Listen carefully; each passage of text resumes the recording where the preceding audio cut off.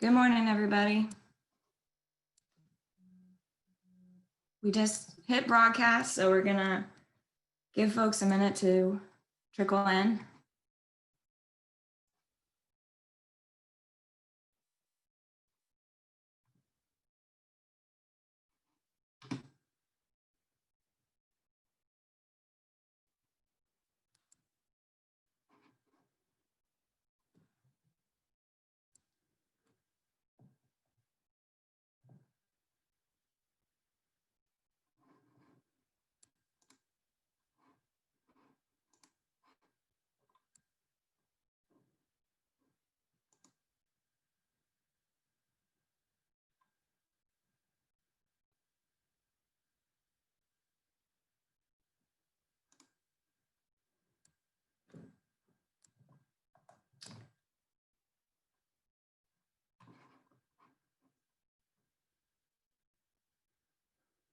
Well, first I'm gonna take another sip because unfortunately I have a cold that you get to listen to.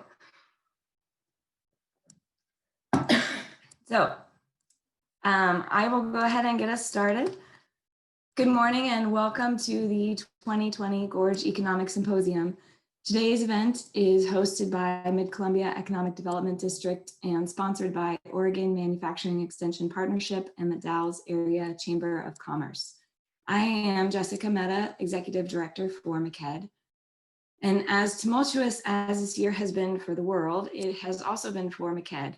Shortly after celebrating MCEDD's 50th anniversary at last year's symposium, Amanda Hoey, MCEDD's executive director of 12 years, announced she was leaving for an opportunity with the Oregon Wheat Commission.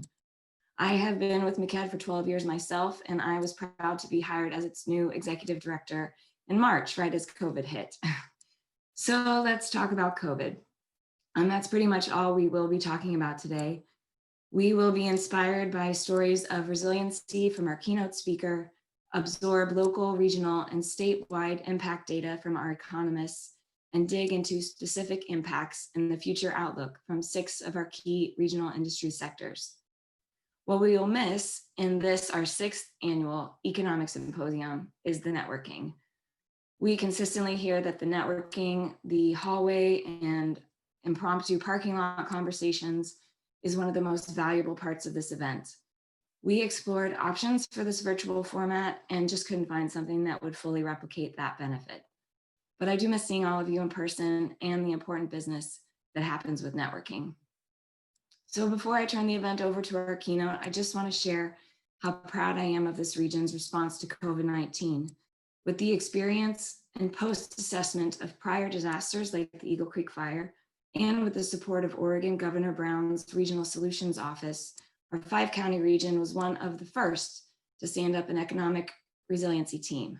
Weekly virtual meetings brought 50 community, economic development, and workforce partners together to share information, identify needs, find resources, and move forward together in support of our businesses and employees with a public health-centered approach.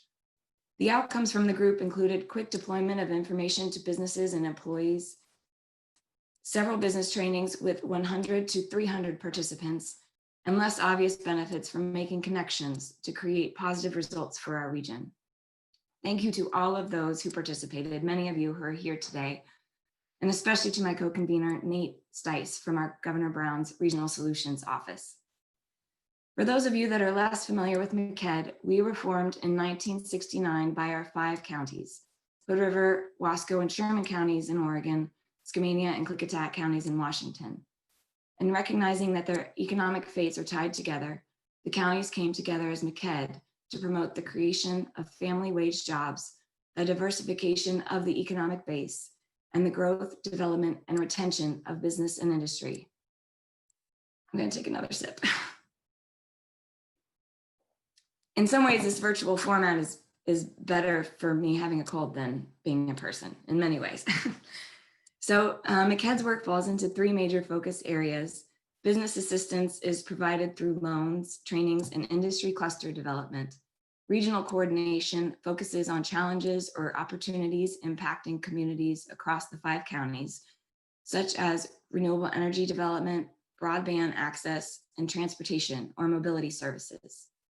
Technical assistance is provided through grant administration for complex federally funded projects, economic development services, and project management support for efforts that promote a diverse economy and strong local communities. I am, Carrie, will you change the slide? I am appreciative of our public-private board of directors who represent counties, cities, ports, chambers, higher education, and major private industries, and set the direction for MCEDD. Since I can't make them stand for acknowledgement, I am showing their names here on this slide. So one last thank you to Jane Allen, our intern through the AmeriCorps Resource Assistance for Rural Environments program at the University of Oregon, who was instrumental in planning today's event. Some logistics to note: we will share a few poll questions during today's webinar to engage you, and we welcome you typing questions into the Q&A section or into the chat box. Depending on the length of each speaker's comments, we may or may not be able to get to the questions. Also, we will be posting slides from today's presentation on the symposium webpage either today or on Monday, and that is mcedd.org/symposium. We've also built a small break into the agenda so I can drink something for checking in on work or the national election, and hope it helps you focus during the event. So finally, let me introduce our keynote speaker. The Ford Family Foundation is one of the key foundations investing in our region on the Oregon side. So I am pleased to welcome its president, Ann Kubish, as our keynote speaker. Carrie, will you stop sharing our slides? Thank you. Great. Ann joined the Ford Family Foundation in 2013 as its second president. She came to the foundation after 19 years at the Aspen Institute in New York, which is an international nonprofit leadership development and policy studies organization. Prior to that, Ann worked in the international development field on poverty, health, and economic vitality programs in Latin America and Africa. Thank you for joining us, Ann. Thank you, Jessica, for that welcome. I'm going to try and share my screen. Can you see whether I have?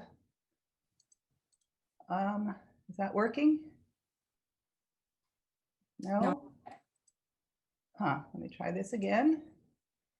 Of course. Let me try this again. Sorry.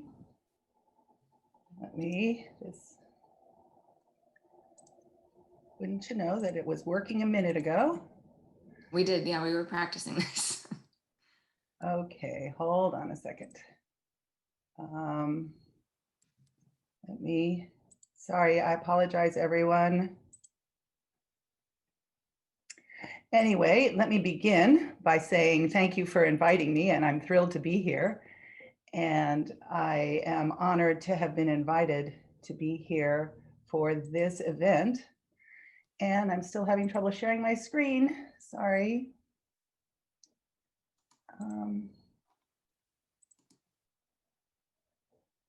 Hold on a second. I apologize, everyone.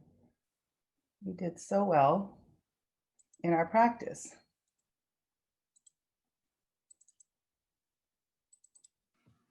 And do you want me to pull them up? Yeah, why don't you do that? And then people are just going to have to, I'm going to have to say I'm sorry to the people who I have to say next to all the time, because I'm going to have to ask you to go next for each screen.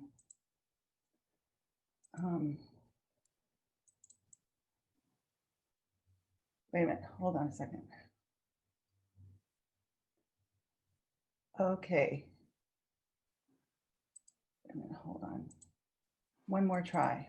Okay, did that work? Yes. Do you see my screen? Yes. Okay, sorry about that, everyone. I apologize. Great, I'm glad this worked. Good morning, everyone. I want to just say how honored I am to be here today and to be the keynote speaker for this conference, because we at the Ford Family Foundation are such admirers of MCEDD and the leadership that you all provide in your region. I wish we could all be here together, but as Jessica said, these are odd times and we're just going to have to figure out how to share and learn from each other during these over Zoom. And I appreciate your patience with me.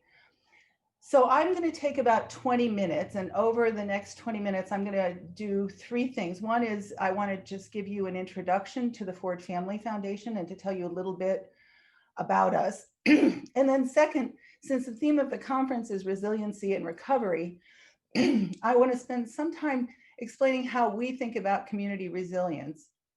And then third, I'd like to share a little bit about what we've done in both the COVID and wildfire responses and share some of the things that we have learned through that process. But first, I want to just say that I feel humbled leading a conversation on recovery when we look to you, MCEDD, for your leadership around recovery, and I appreciated you reiterating it, Jessica, about what you all had done in the Mid-Columbia Gorge in response to COVID. And we do a publication twice a year called Community Vitality, and you'll see on that screen that we actually featured your business preparedness summary there and we shared it with all of our readership. So I'm a little humbled to be the person here being your keynote speaker to talk about recovery. Nevertheless, here I go. First of all, I want to just give you an introduction to the Ford Family Foundation. Our mission is successful citizens and rural communities, which means we invest in people and in places. We work throughout Oregon and Northern California, Siskiyou County. And our mission is very much rural. We focus on rural communities throughout those regions. We were established by with an endowment from Kenneth and Hallie Ford, who made their wealth through timber in Southwest Oregon. The Roseburg Forest Products is still the corporation that exists today. We are an independent private foundation. We're not associated with the Ford family or the Roseburg Forest Products. We're an independent foundation. We have almost $1 billion in assets, which means that this year we'll distribute about $45 million in charitable distributions. And we have several program areas. I'm going to give you a little overview of the biggest ones so that you can get a little sense of our work. Our largest grant making program is our Children, Youth, and Families program, and we do a lot of grant making to nonprofits that are trying to promote the well-being of kids and families with an emphasis on early child development, kindergarten readiness, family supports, and child abuse prevention. We do that throughout rural Oregon and Northern California. Many people know us by our scholarships. We have, at any given time, we have about 1,000 students on scholarship, and we have a variety of different scholarship programs. We have a traditional one called Ford Scholars, which is for graduating high school seniors who are going on to get a bachelor's degree. But we have a variety of non-traditional programs too, for single parents and for students transferring from community college to four-year colleges and so on. I just want to say that our application for our scholarship program opened November 1st. Please tell everyone you know about it and send them to our website, because we are always seeking great candidates for our scholarship programs. One of our departments is community economic development, and this focuses on rural economies. And this is the way that we interact most with MCEDD and many of you who are in this conference today. The main thing that we do in this program is that second column, which is focusing on supports to rural businesses and trying to make sure that they are created, expanded, and retained in rural areas. But I'll come back and talk more about this because it's especially interesting to the folks at this conference, and it's related to some of the work we've done around resilience. So that's the introduction to who we are as the Ford Family Foundation. Now I want to turn to how we think about community resilience and share with you some of what we've done in the face of the recent crises and what we've learned. The first thing I want to say is when we think about community resilience, we think about how we can invest in communities so that they are strong and they're vital and they're great places for kids and families to thrive.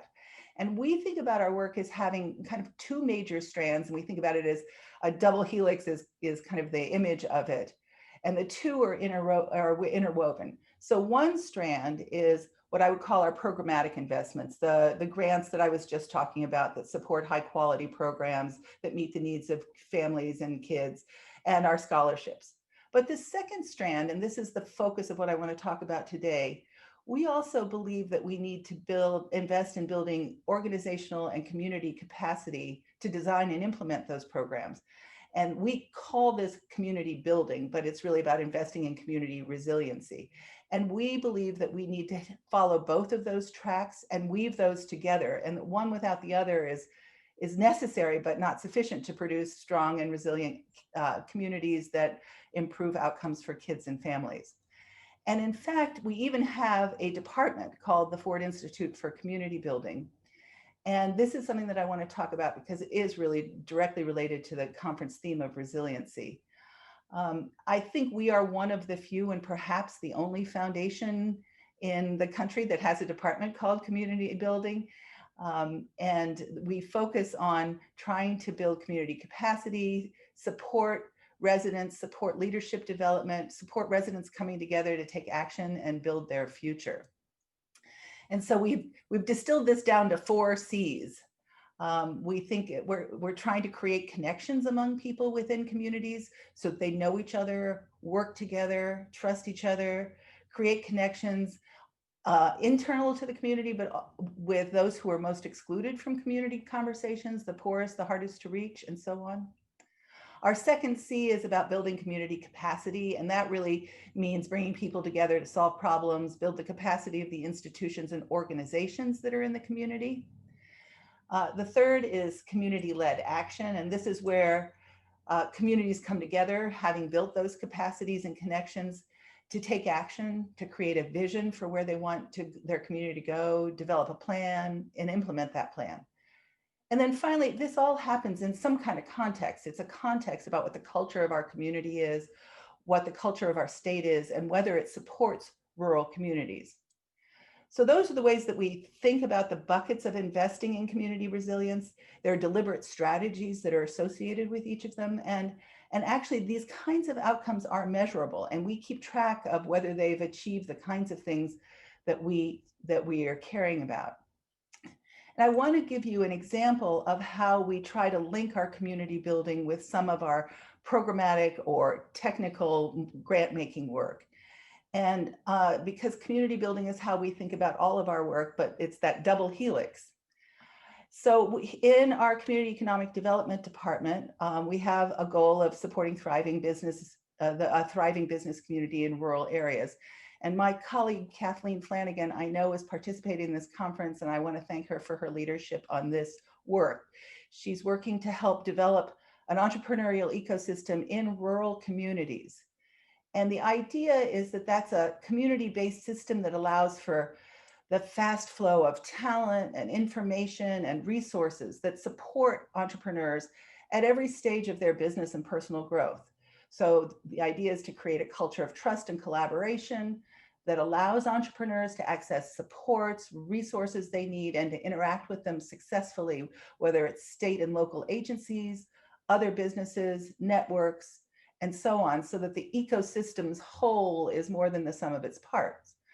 And this is a real focus for us in our community economic development work, because entrepreneurship is so important for rural communities.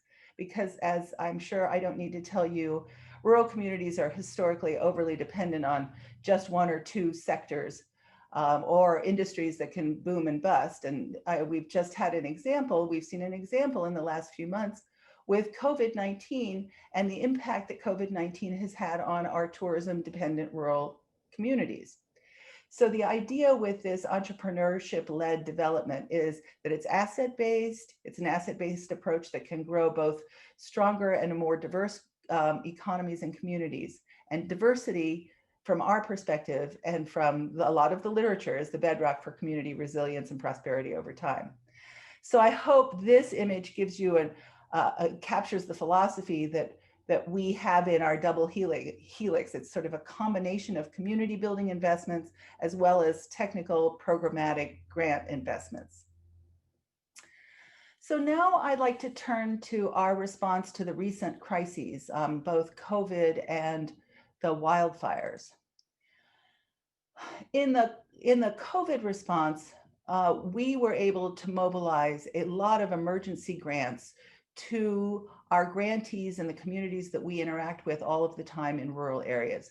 So we reached out to 200 of our existing grantees and partners and immediately distributed grants of up to about $10,000 to all of them. No strings attached, just sent the checks out is basically what we tried to do. We also worked in concert with our philanthropic partners, especially the Oregon Community Foundation, which created a fund at Oregon Community Foundation, OCF, to receive contributions for COVID-19 response. And they raised and distributed 14 million so far to about 500 nonprofits across the state.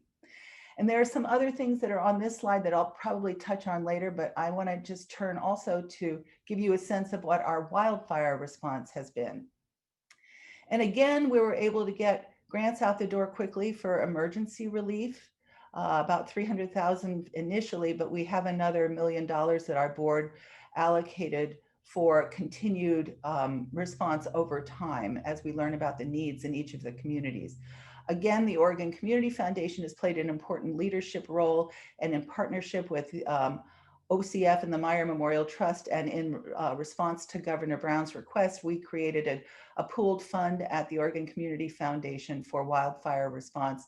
It's, I think, somewhere between about $6 and $8 million now. The goal is to have it reach at least 10 million, and that is looking at longer term community response.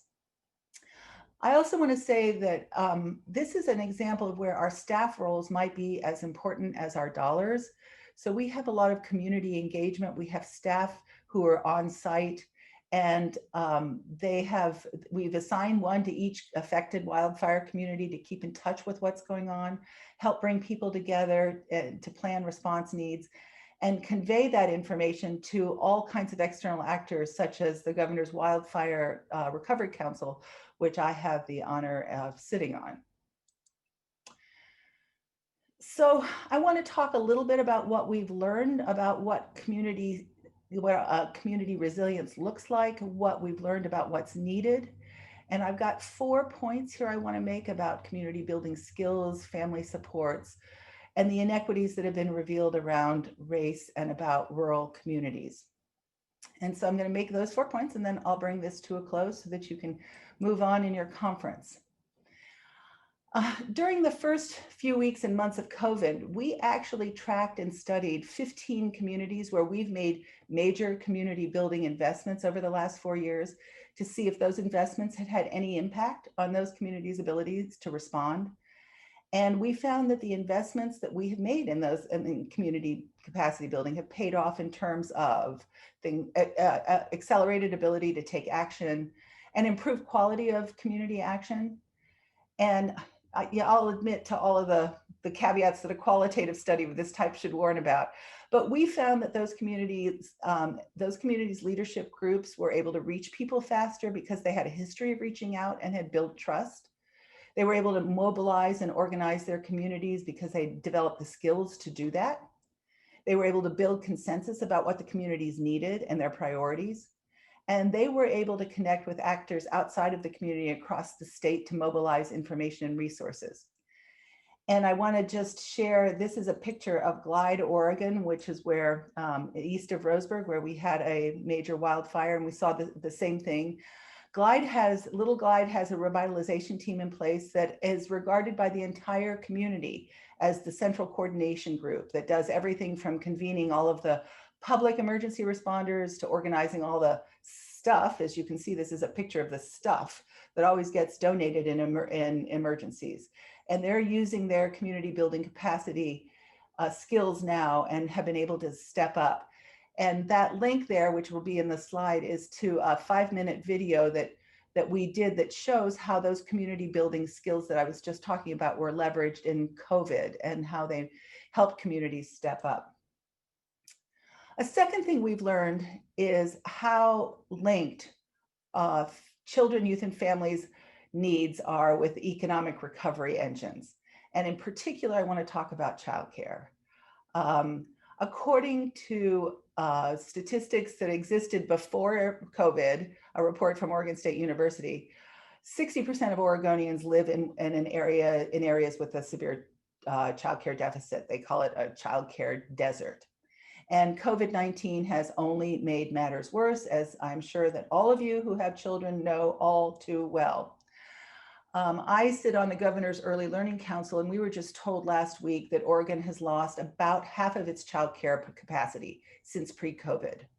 So this sector is facing incredible losses, and unless we provide it with more robust support, its reduced capacity is going to hinder the economic recovery for workers who rely on childcare in their employment opportunities. And not surprisingly, the people who are going to be most affected by this are women and people of color. So it'll only widen inequities there. And speaking of people of color and inequities, as I think we all know, both COVID and the wildfires really revealed our existing inequities. So that Oregon's Latinx population is 13%, represents 13% of Oregon's population, but 37% of total COVID cases. And it won't be a surprise to everyone in this conference about what the causes are. It's because their jobs can't be done remotely. They have financial insecurities, substandard housing, limited access to healthcare, and jobs that don't offer health insurance. And so all of those things contributed to underlying conditions that put those folks at greater risk. So one of the things that we and a group of foundations focused on was a concern about the folks who were furloughed and laid off as a result of the COVID pandemic. Most people in Oregon who were laid off were able to access federal and state unemployment benefits and stimulus checks, but the undocumented workers can't access those relief supports. And in Oregon, we have about 70,000 workers that are undocumented. And back to the link with children, 1 out of every children lives in a house with an undocumented worker. So the Oregon Worker Relief Fund was created. It's a special fund that raised $30 million for the workers, 10 million from the state of Oregon and 20 from federal sources. And philanthropy has covered the cost of the backbone organizations that handled the administration of the fund, so that the public dollars could go directly into the pockets of workers. And that fund has now distributed 23 million to 1,400 immigrants and families in Oregon. And the average distribution is $1,641. And then finally, I want to just focus on the small business sector, because that sector has experienced an incredible shock from the shutdown. And again, federal and state resources were there, but they were slow to arrive to our rural businesses in particular, and small businesses.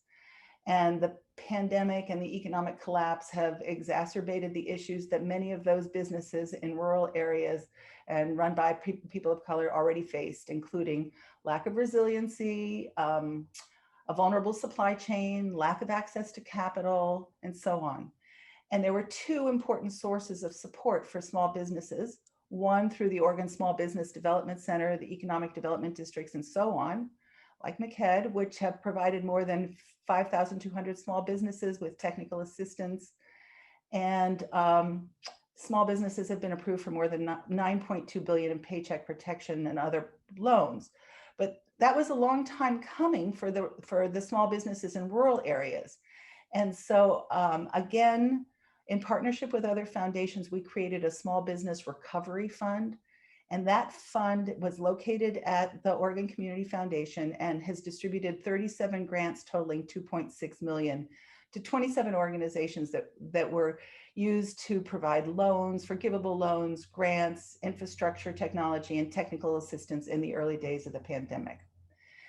And then there are other inequities that we've all seen in broadband access and affordable housing, but I don't think I'll go into those now. Instead, I'm just going to close with a final thought of one last thing we've learned throughout these crises, which is that we know that the accumulating effects of the ongoing COVID shutdown, the economic crisis for families and communities, the devastation of the wildfires, the tensions around Black Lives Matter, and the elections, which we still don't know the results of, are being felt by everyone in their professional and personal lives.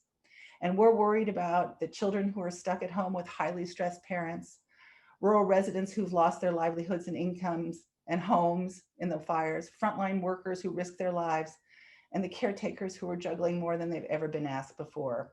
So in the end, how resilient we are as a community, as a region, as a state will depend on how resilient we are at the individual and household levels. So give yourself and everyone around you some grace, a lot of it. So thank you to MCEDD for all of your incredible contributions to the economic development of this region. Thank you for allowing me to be with you today, and I send you best wishes for a successful conference.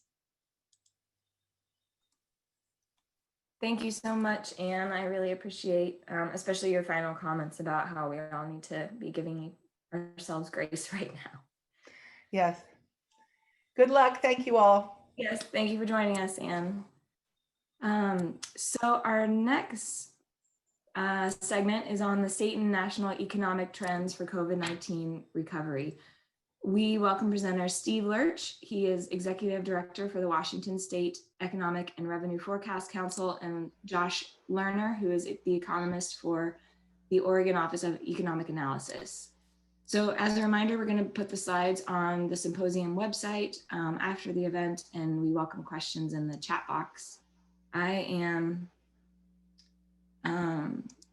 Steve or Josh, we're not sure which one of you wants to go first. I'm going to share a poll while we get set up. So here you should see your first poll question, which is asking where our attendees are coming from. Steve, do you want to go first? Sure.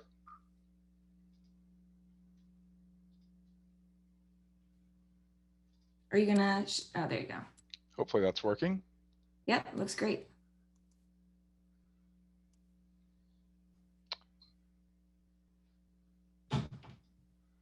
Okay.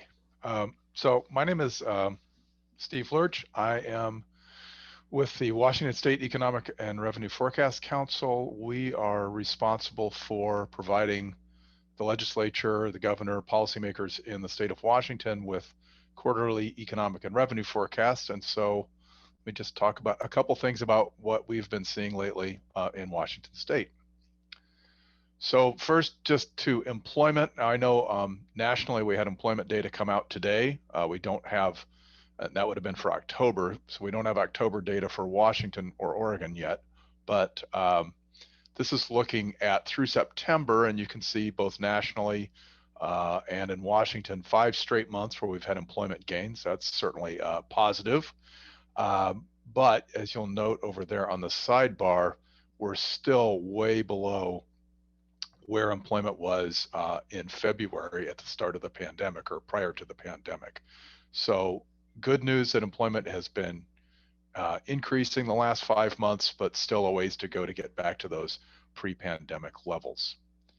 And so let me just look at a couple of the sectors that have been hit particularly hard. So this is looking at the change in employment from February through September of this year in Washington. So restaurants, bars, food service, almost 50,000 jobs still down there compared to pre-pandemic. State and local government has seen a number of layoffs. Arts, entertainment, and recreation. So that's going to be anything from performing arts, spectator sports, gyms, recreational activities are all in there. The admin and support services, that's a lot of things that support say building maintenance, janitorial, landscaping, a lot of things you don't need when people are working at home and those office buildings are closed. And then, you can see some of the other sectors as well. But despite the fact that, we have lost employment in a number of sectors, a few sectors have actually increased employment with the pandemic. And they're probably ones that shouldn't be very surprising because they're all related or mostly related to things that people can do at home and use at home. So electronic shopping, we know, of course, that, when you're trying to stay at home, when you're concerned about COVID, that online shopping has become even more popular than it was. And we've seen employment gains there. Software publishers, which is, anybody who's creating software, Social assistance, that's going to include childcare, elder care would be there. Then general merchandise, so those are your Costco's and Walmarts and Fred Meyer's, those sorts of stores. Building material and garden supplies, your Lowe's and Home Depots, things that people are building new decks and working in their gardens as they're trying to stay home and do more things at home. And then food and beverage stores, which would be grocery stores. So those are sectors where we've seen some employment gains, not enough to offset some of those losses though. Just turning to manufacturing, this is a survey-based index of what's going on with manufacturing firms. So firms are asked about their orders, their backlogs, pricing, employment plans, investment plans. And if it's above 50, manufacturing activity is expanding, below 50, contracting. So nationally, we've seen expansion for 4 straight months now, which is really good news. However, in Washington, we did see a bit of a slowdown in August. It did bounce back in September. One of the things that has been interesting in the pandemic, you'd think this is certainly an environment between the pandemic and with people working from home, with the election, there's lots of uncertainty. Doesn't seem like a time when people would be out buying homes, but very, very low mortgage rates, I think, have really encouraged home buying activity. And in many areas, there's a shortage of supply of for sale homes.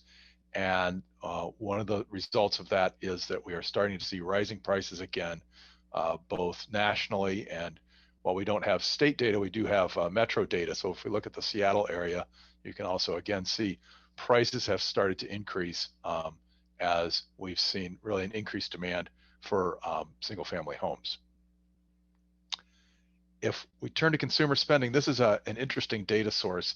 This is a sample of credit and debit card transactions, and it tracks consumer spending in any given week and compares it to that same week a year earlier. So if you look back here, March, early April, as we had closures of a lot of non-essential businesses, stay-at-home orders, we saw a big drop in consumer spending. But we've seen some recovery, and since May, especially if you're looking at the Washington data, for the most part, there's a couple of weeks where we've seen declines, but for the most part since May, what we have seen is an increase in spending from consumers here in Washington State. Now, we just released a preliminary economic forecast earlier this week. I'll talk a little bit about that. This is for Washington State personal income, so this would include wages, salaries, some investment income like interest and dividends, rental income would be in there, and also transfer payments. So transfer payments would include things like Social Security payments, veterans benefits, but also unemployment insurance benefits. And so I think what's most interesting is not comparing this forecast from November with our September forecast, but going back to our February forecast, this black line.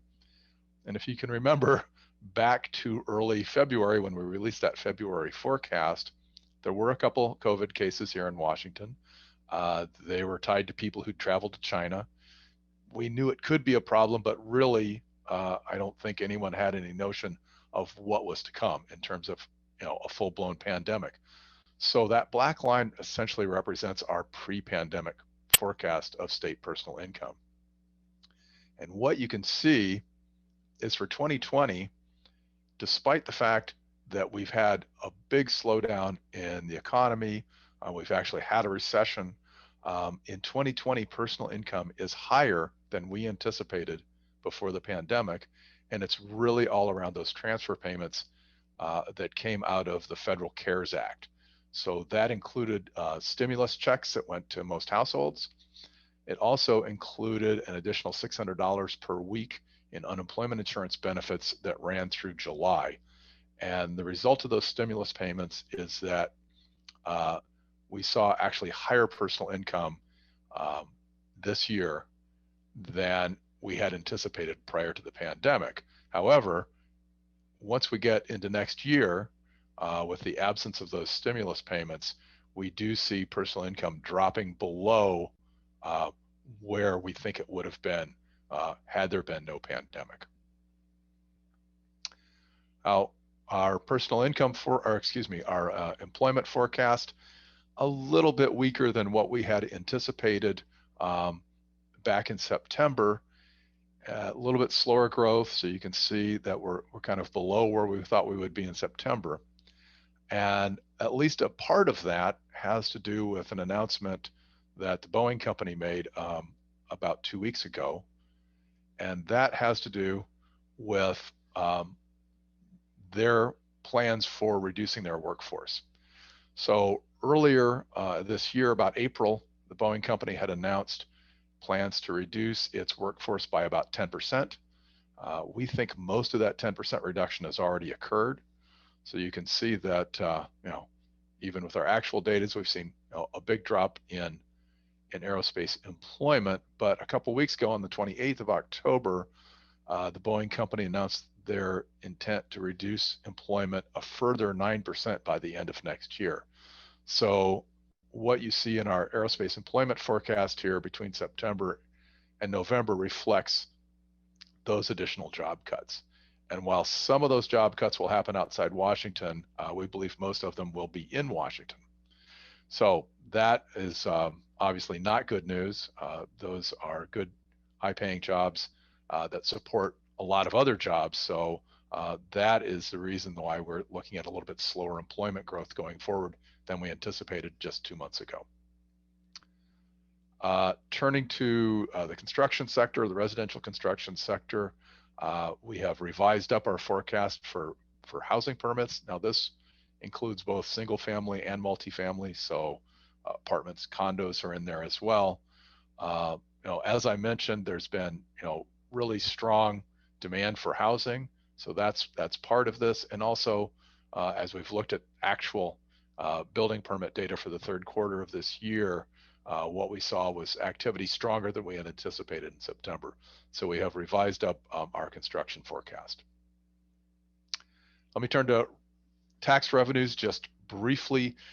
This is looking at our so-called Revenue Act tax sources. So these are our major tax sources. So in Washington, that's going to be the sales tax, the business and occupations tax, that's our gross receipts tax on businesses, the use tax, public utility tax, those are all in there. This is data that we collect on a monthly basis. So these gray areas here, of course, these are recession. So there's the 2007-2009 recession. You see the big dip in collections. We've seen really some strong growth in collections until we hit the pandemic. And then you see the big drop here. But we started to see a bit of a recovery in the last couple of months. As the sidebar noticed, in July, we actually saw revenue grow on a year-over-year basis. So July of 2020 was 3.6% higher than collections were in July of 2019. August taxable activity, that's the most recent data that we have, did slow down a little bit, about 1.6% lower than August of the prior year. So we're seeing things slow a bit, although I will say that's still stronger than we had anticipated. And just a couple things, other things on the revenue side. Again, I've mentioned the demand for housing, and Washington has what many states call a real estate transfer tax. We call it a real estate excise tax. It's a tax that's on the sale of homes, commercial buildings, land. And we saw really as the pandemic set in, some really big drops. Realtors couldn't show homes. There were some real constraints on activity in the real estate sector. But in the last couple of months, we've really seen those transactions come back. September was very, very strong. We anticipate October will be as well. And so, again, we're seeing, some of our revenue sources that are starting to bounce back a bit. And then finally, I'll just mention cannabis taxes. What we have seen as the pandemic set in were record sales of cannabis and cannabis tax collections. Our assumption, and the green line here would show our September September revenue forecast. We'll revise this in a couple of weeks, but our assumption is that we would eventually trend back down to something that looked a little more consistent with, the previous growth rates. And the couple of months of data that we have since we did that September forecast, this goes through October here, suggests that maybe we're right about that and that we'll start to see that trend down. So I guess really just to wrap up, we're starting to see things turn back around to some extent, but we're still well below where we were prior to the pandemic. Thank you very much. Thank you, Steve. While we get Josh's slides up, I have a question from the audience. What is your expectation of inflation over the next 24 months? Our inflation forecast, I'd have to look this up to tell you exactly what's in our most recent forecast, but it's right around 1.92%. Thanks, Steve. Yeah, we're in the same boat on the inflation. I can't seem to be able to share my screen. Oh, there we go. There it is. Good morning, everyone. Sorry we can't be there in person, seeing your faces and talking about the economic outlook, but it's a pleasure to be with you. Our office, the Office of Economic Analysis, we're just really the same things that Steve does in terms of the economic revenue forecasting for the state of Washington, we do for the state of Oregon. So I'll hit a couple of the highlights of what our current thinking is in terms of the outlook. This chart here, if you're unfamiliar with some of these charts that economists use, we're comparing recessions. This is employment in Oregon. The way you read these things is you start in the upper left-hand corner at 0, and that's how many jobs you had prior to the onset of a recession. As you drop down, that's how many jobs you lose, the severity of the recession. So the further down the line goes, the deeper the recession has been. As you work your way back up to the right, that's the recovery phase. You're adding jobs, but you're still worse off than you were prior to the recession. As you hit 0 again, you fully regained all of your lost jobs, and above 0, you're at a historic all-time high for employment. And you can see the red line is the current cycle compared to recessions in Oregon in recent decades. It looks nothing like that, right? It kind of was this exogenous shock, this outside shock to the economy with the pandemic, and we shut things down overnight. It was a sudden stop in the economy, and we lost, nearly 15% of all jobs here in Oregon. Now, as we've reopened the economy, as we've learned to live with the virus, not necessarily suppress it, but live to grow through the virus. If you look at our recent cases, we've had a nice snapback in economic activity, right? We've regained around half of our lost jobs, but we still have a long way to go. We're right now, the state of the economy, the state of the labor market, I should say, is about as bad as it was at the worst of the Great Recession. You can kind of see that darkish gray, the darker gray line right there. That's 2007, 2009. That's how many jobs are left to go. So there's still a really big hole left to fill in the labor market. We think this cycle will be a lot shorter and a lot faster. The recovery phase will be shorter, won't take as long. The duration of the recession won't be as bad for a lot of the reasons Steve was talking about with the federal support, boosting up incomes, in that fact that household spending is doing a lot better than at first feared and a lot better than the unemployment rate and the labor market would suggest because of those federal payments. Here in Oregon, we got around $14 billion in household recovery rebates, the expanded unemployment insurance payments through July, and then about half of that was the PPP loans for small businesses. But of course, all that's gone, right? All that money has been put into our bank accounts or already spent.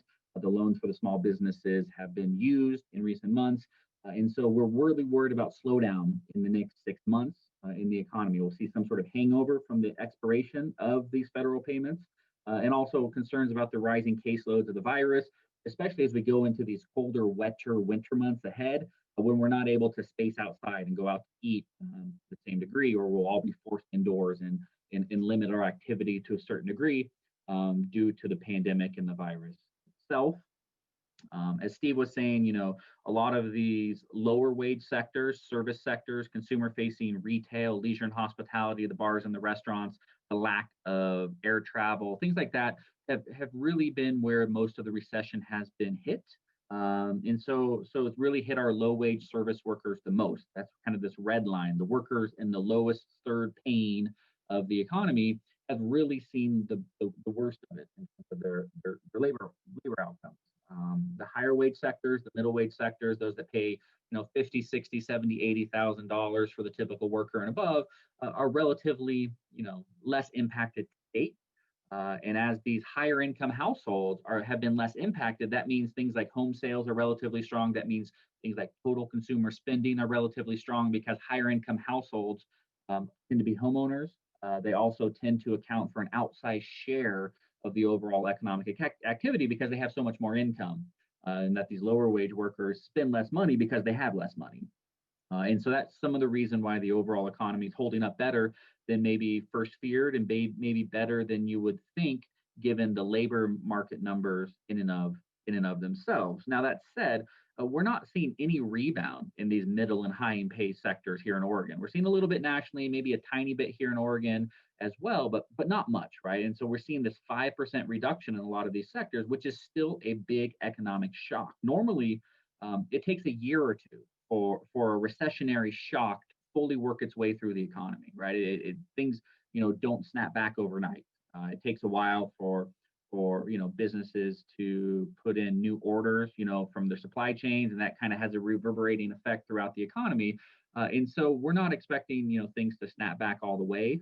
We think things will pick up considerably, in another 6 months or so, when a medical treatment, whether it's a vaccine or not, is widely available. That's going to be a linchpin to the overall economy, because then we can go out to eat more and return to some of our activities and travel and increase in tourism and some of these things that will really revive some of these lower paying sectors. Will come after that. We can't be fully healthy on all fronts until we're fully healthy on the pandemic side of things as well. So that's a big thing to keep in mind, that it's being almost entirely borne by low wage service workers of the recession to date. But there's still reverberating effects throughout the economy that will probably continue to build throughout certainly the rest of this year and into early next year, before we start to see some of these other sectors really pick back up in 2021, in 2022, especially in our office's forecast. The other thing we're really worried about is the concept of permanent damage, not just the permanent layoffs you see on the chart on the right, which I was kind of getting at to date. Most of the layoffs have been temporary in nature, as a lot of the workers from the bars and the restaurants and the nail salons and the gyms and the like, they are expected to be recalled to their work when it's safe to do so. But currently, it's not safe to have 100% capacity at a restaurant and the like, and so some of these workers are still waiting to be recalled. We're worried about that permanent component and business closures in particular. We don't have good data on business closures, but we know it's picked up. If we look at things like liquor license renewals for the state of Oregon, they're currently around 92%. So 92% of bars and restaurants are renewing their liquor licenses. Normally, it's more like 98%. So there's some sort of increase in that gap of restaurants that are closing. And similarly, video lottery retailers across the state, about 95% of them are currently open and reporting revenue. So we know we've lost some bars and restaurants. That's kind of the best real-time data we have on business closures. It takes a while for us to understand, when companies stop reporting tax revenue, they stop reporting employment and the like, before then we say, hey, they haven't done it for 6 or 9 months. And then we say we count that as a business closure and the like. So the data is lagged in terms of that, but we know there's been a rise in closures, and that'll slow down the economic recovery moving forward.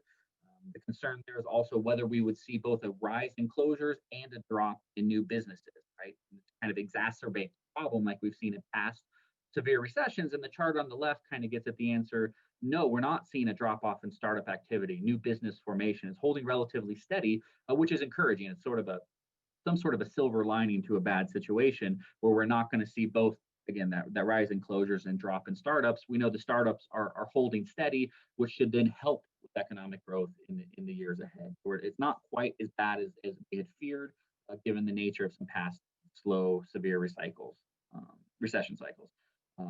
Things we're always worried about in Oregon would be population growth. And we're not talking about population growth just to gain an electoral college vote or an increased House seat, which it looks like we're going to do.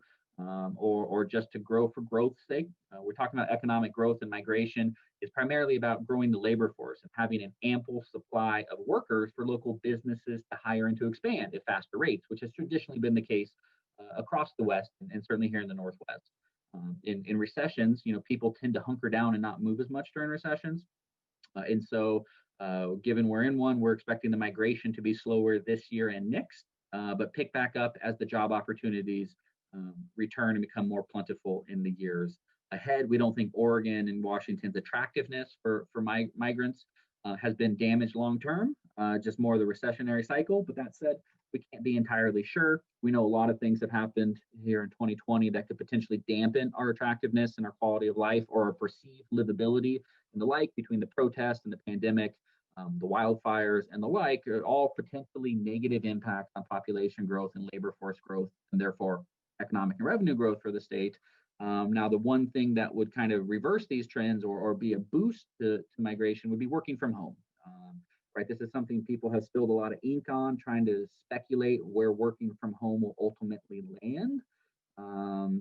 It's something that's even more pronounced in the Gorge than it is elsewhere, right? Oregon overall is the #2 state in working from home behind Colorado. But places like Bend and Hood River are among the entire, the highest in the entire country. But that goes through the Gorge region more broadly. Clickett County is right up there with where the Hood River County numbers are in terms of the labor force working from home and the like. And there's a lot of benefits that come from it. They diversify our local regional economies, because a lot of the people that are working from home, hey, I want to live in your community. I want to be a part of everything that's going on locally, but maybe I can't find a local job that meets my needs. And so I'm either going to bring my job with me and telecommute, or I'm going to start my own company and therefore increase entrepreneurship in our local economy. That's who works from home. It's going to be those telecommuters, and it's going to be small business owners who start their own companies. And so there's a lot of economic benefits associated with that. It creates some growing pains in terms of the housing market, ensuring we have the adequate supply, which of course we know we haven't in recent decades. And it's particularly pronounced in the Gorge, where you're also boxed in by scenic areas. And so even if you wanted to expand, you're limited in some of those capabilities. So I think that all these sort of things are in play. We don't have good data yet in terms of what exactly population growth will look like this year and next, or where working from home will ultimately land. But we think, working from home will continue to increase, and we think overall population growth will be slower due to the recessionary dynamics. And overall, this feeds through into our revenue outlook, where things are down. The state is facing some budget crunch in the years ahead, and local governments as well. But maybe not as as bad as first feared, due to the stronger economy in the last 6 months than we had first anticipated. Here's my contact information. I'm always happy to chat about the state of the Oregon and local economy and the revenue outlook as well. Reach out via email or give me a call, shoot me a text, and I will be happy to discuss. Thanks so much for your time. Thank you, Josh. I just have a couple quick questions. What have you seen for businesses coming to or leaving Oregon this year? And what do you see for next year for major employers? So on the major employer front, we've had a rounds of some bad news. Just as Steve was talking about, the aerospace industry, we've seen some bad news coming out of our tech sector, bad news coming out of our professional business service sector associated with our apparel design cluster in Portland and the like, right? And even those aerospace industry, that has knock-on effects about Oregon. Not only do we have a Boeing facility but all the metal makers that are part of the supply chain for the aerospace industry have also been hit accordingly. So I think some of those firms create Oregon-specific risk, the outlook. But broadly speaking, I think we're on relatively good footing considering how bad the economy has been so far this year, and we're not seeing that permanent damage really pick up as much as first feared. It can still happen. We can have this post PPP hangover where once we get forgiveness on a lot of those grants and loans, then we start to see another shoe drop in terms of layoffs associated with that, and also firm closures, because these winter months for bars and restaurants are going to be really weak. You can't survive at 50% capacity for very long. And that's not to say we should reopen and go to 100% capacity because of the state of the pandemic, but I think there's a lot of risk left to go between now and whenever we get a medical treatment. And a question, just One last for Steve or Josh, how big of a stimulus program do you think we would need to not stall out growth or recovery?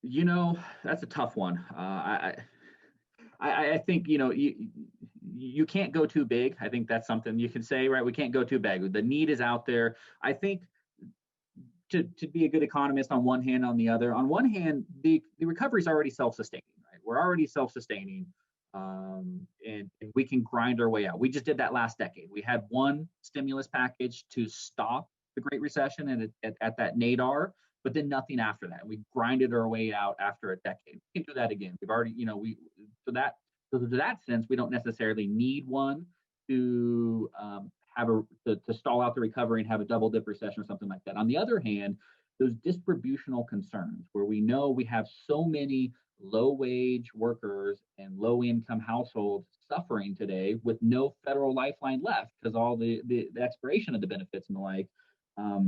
We have massive distributional concerns. And so that's something, so I think they're having increased support and having, I don't know, you know, having some sort of triggers on it so that these support payments continue until the economy is healthy or something along those lines is certainly a very reasonable baseline expectation. Another round of assistance for businesses is going to be vital to keep that failure rate, the business closure rate, from spiking too high and the like. So I think, you know, it'd be hard to go too big for those reasons.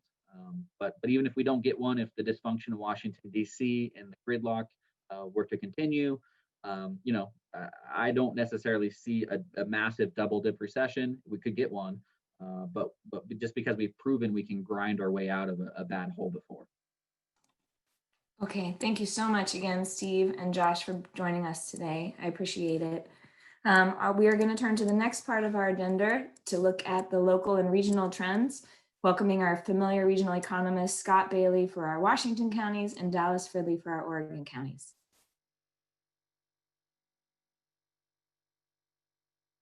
And I'll also just point out, we just had a poll that, and most of you think it'll take 2 to 3 years for the gorge to fully recover.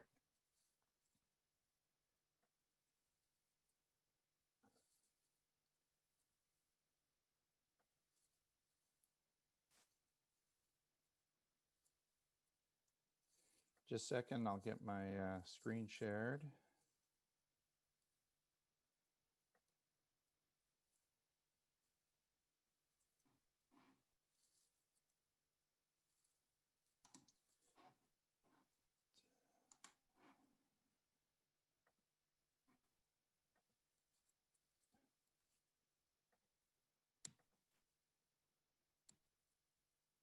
Good times. Good morning, everybody. While I'm doing this, big thank you to MCEDD and there we go. I hope that works. Thank you to MCEDD for today and for really the whole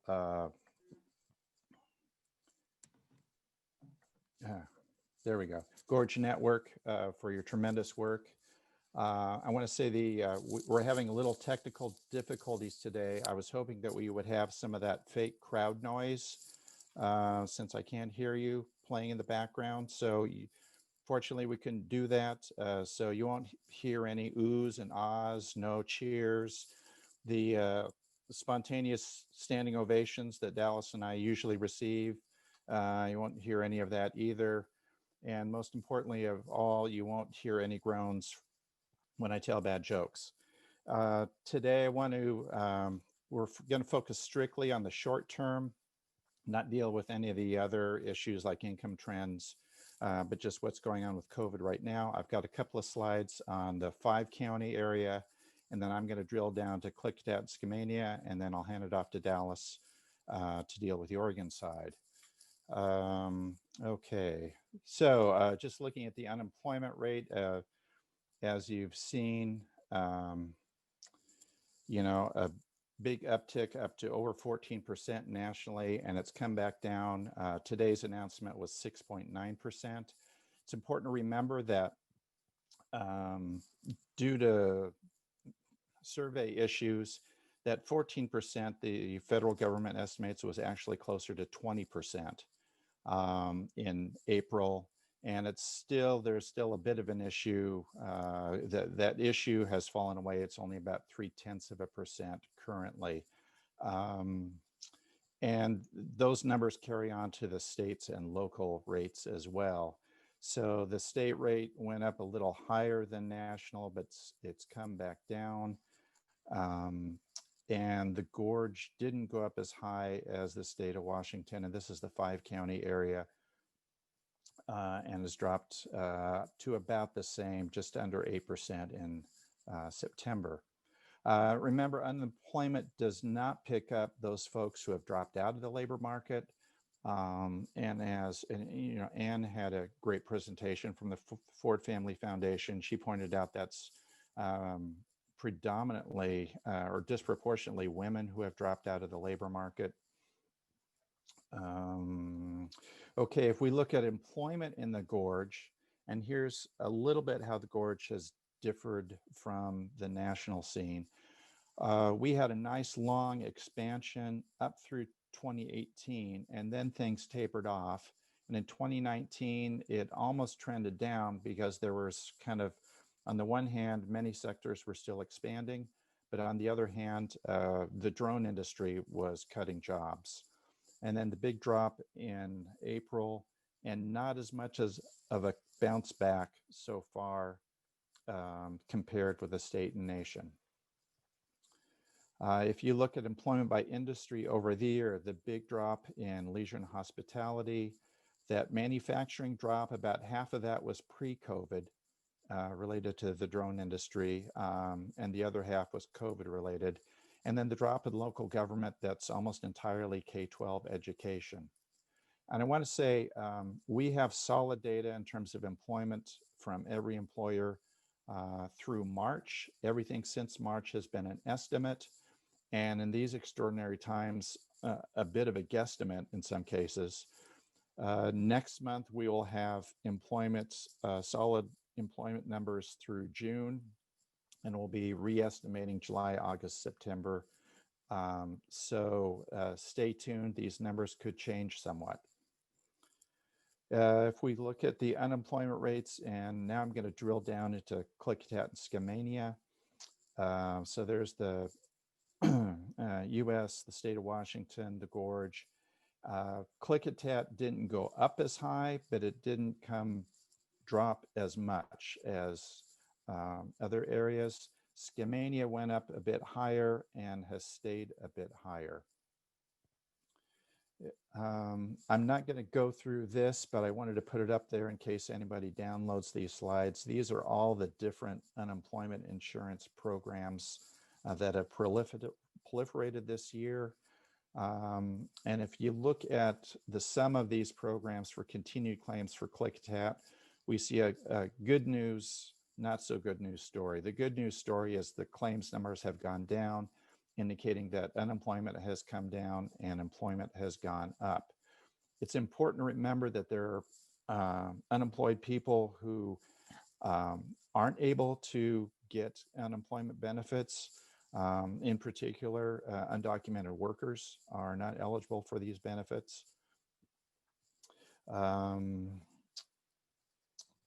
If we can break that out by industry, and we see the big industries: accommodation, food services, educational services with the K-12 layoffs, and manufacturing. If we break it out by occupation, the disproportionately high occupations are food preparation and personal care and services, which includes, for example, hairstylists. I haven't gotten my haircut in a long time, which you may be able to tell. We can break it out by specific occupation. I'm not going to go through this detail, but it's what the earlier speakers have alluded to. A lot of these are lower wage service occupations, many of them predominantly female. So if you break out the claims, the Klickitat labor force in 2019 was, excuse me, that's 2014, 2018. Anyway, historically, it's been about 44% female. claimants are 57% female, so very disproportionately female. Also disproportionately those with less formal education versus those with a bachelor's or higher. No real difference in the claimant profile by age or by race compared with the overall labor force. The data by race is difficult because we have, one, the numbers are small, relatively small for people of color. There's the undocumented employee issue. And then there's also some claimants who don't tell us their race or ethnicity. And so there's an unknown factor there, but there's nothing that's really sticking out at this time. When you look at Skamania County, it's pretty much the same story, except for a higher per capita level of claims compared with Klickitat, and that growing longer term unemployment that's represented by the PEUC. So to do a little bit of the alphabet stew, the PEUC are extended benefits for those who have exhausted their regular benefits. And given that it's been around, regular benefits last up to 26 weeks, it's been about 26 weeks since things really broke out in March and April. And so we're seeing growth in those PEUC numbers. The PUA are for self-employed. This is the first time we've ever had a program like this to cover the self-employed and other workers. And that has come down, those numbers have come down a little bit, but they're still pretty high. Again, bringing out by industry, accommodations and food services, educational services, manufacturing, much the same story. And similarly by education, you see education and food prep. The management claims, there's a lot of them in both counties, but they tend to be about the percent of managers in the overall labor force. So it's not disproportionate. Same story around specific occupations, with a lot of the food service occupations popping up. Again, very disproportionately female claimants, and the same education difference. If you look at benefits paid out, and both our previous presenters talked about this, big drop in benefits coming into the county when that FPUC, that's that $600 benefit, ended in July. There's still a trickle of that coming out because some of our claims get caught up in an adjudication appeal process and go on for a while. But that's a big drop in terms of money coming in. Our speculation is that folks really cut their expenses and banked a lot of that money, but they're going to be running through it.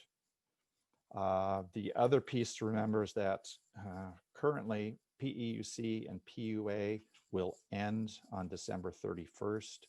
So we would see come January 1st, another big drop in benefits coming in that's going to affect families throughout the country, but also in the Gorge. Same thing is true in Skamania County, a big drop in the numbers coming in. If we look at estimates for employment, you see the drop in Klickitat related to the drone industry in 2019, and then the big drop and not much of a bounce back so far this year. That manufacturing, again, half of that was pre-COVID, but you see the drop in leisure and hospitality and in K-12 education. Skamania didn't have that drop in 2019, a small downward trend, but a bigger drop and a bigger rebound, but it's still, I think, about 13% loss over the past year, a lot of that in leisure and hospitality in K-12. Looking ahead, when will the economy recover? The $64 question, or maybe it's 66 now with 2% inflation.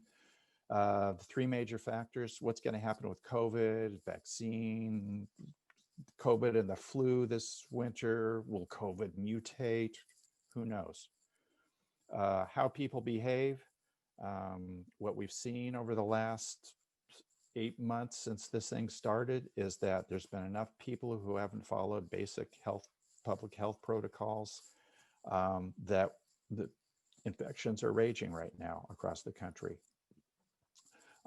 Third factor, the federal government, and both Josh and Steve talked about the different policy options in terms of support for individuals, small businesses, state and local governments. It looks like we won't see anything before January at the earliest, or maybe later, in terms of additional assistance. And I agree with Josh that we can kind of grind this out, but we all know when there's a long grind, who gets ground up. So the outlook, slow recovery at best at this point, and a long cold winter for many Gorge residents as those benefits drop off come January. And that's how to get a hold of me. And again, MCEDD and others in Dallas and I both have newsletters that go out monthly. Let me know if you want to get on the mailing list. Hopefully that was 10 minutes. Thank you, Scott. That was great. Move over to Dallas.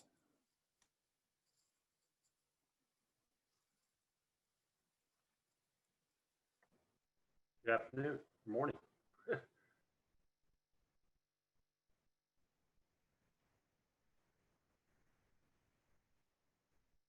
Okay, well, I'd like to share my screen here, but I'm not seeing a way to do that yet.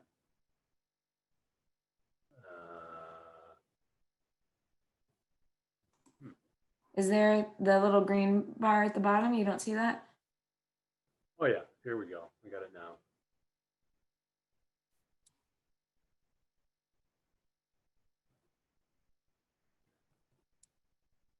Sorry about that. I will. There we go. All right. Awesome. Okay. First slide here. We're making a couple comparisons. First, comparing the Oregon's job loss over March and April, first 2 months of the pandemic. Oregon lost 272,000 jobs. That was a drop of nearly 14%. Compare that with the Great Recession, which was actually around 150,000 jobs lost. Course of a couple of years. One thing I wanted to point out was that the hardest hit counties in Oregon, Hood River was one of those. We have the North Coast, Hood River, and Jefferson counties, all belonging to the group of hardest hit counties with more than a 15% employment contraction. Taking another look at this, we're looking at the job loss over February and March, and along with the current outlook comparing September and February. So these are seasonally adjusted numbers that enable us to do this.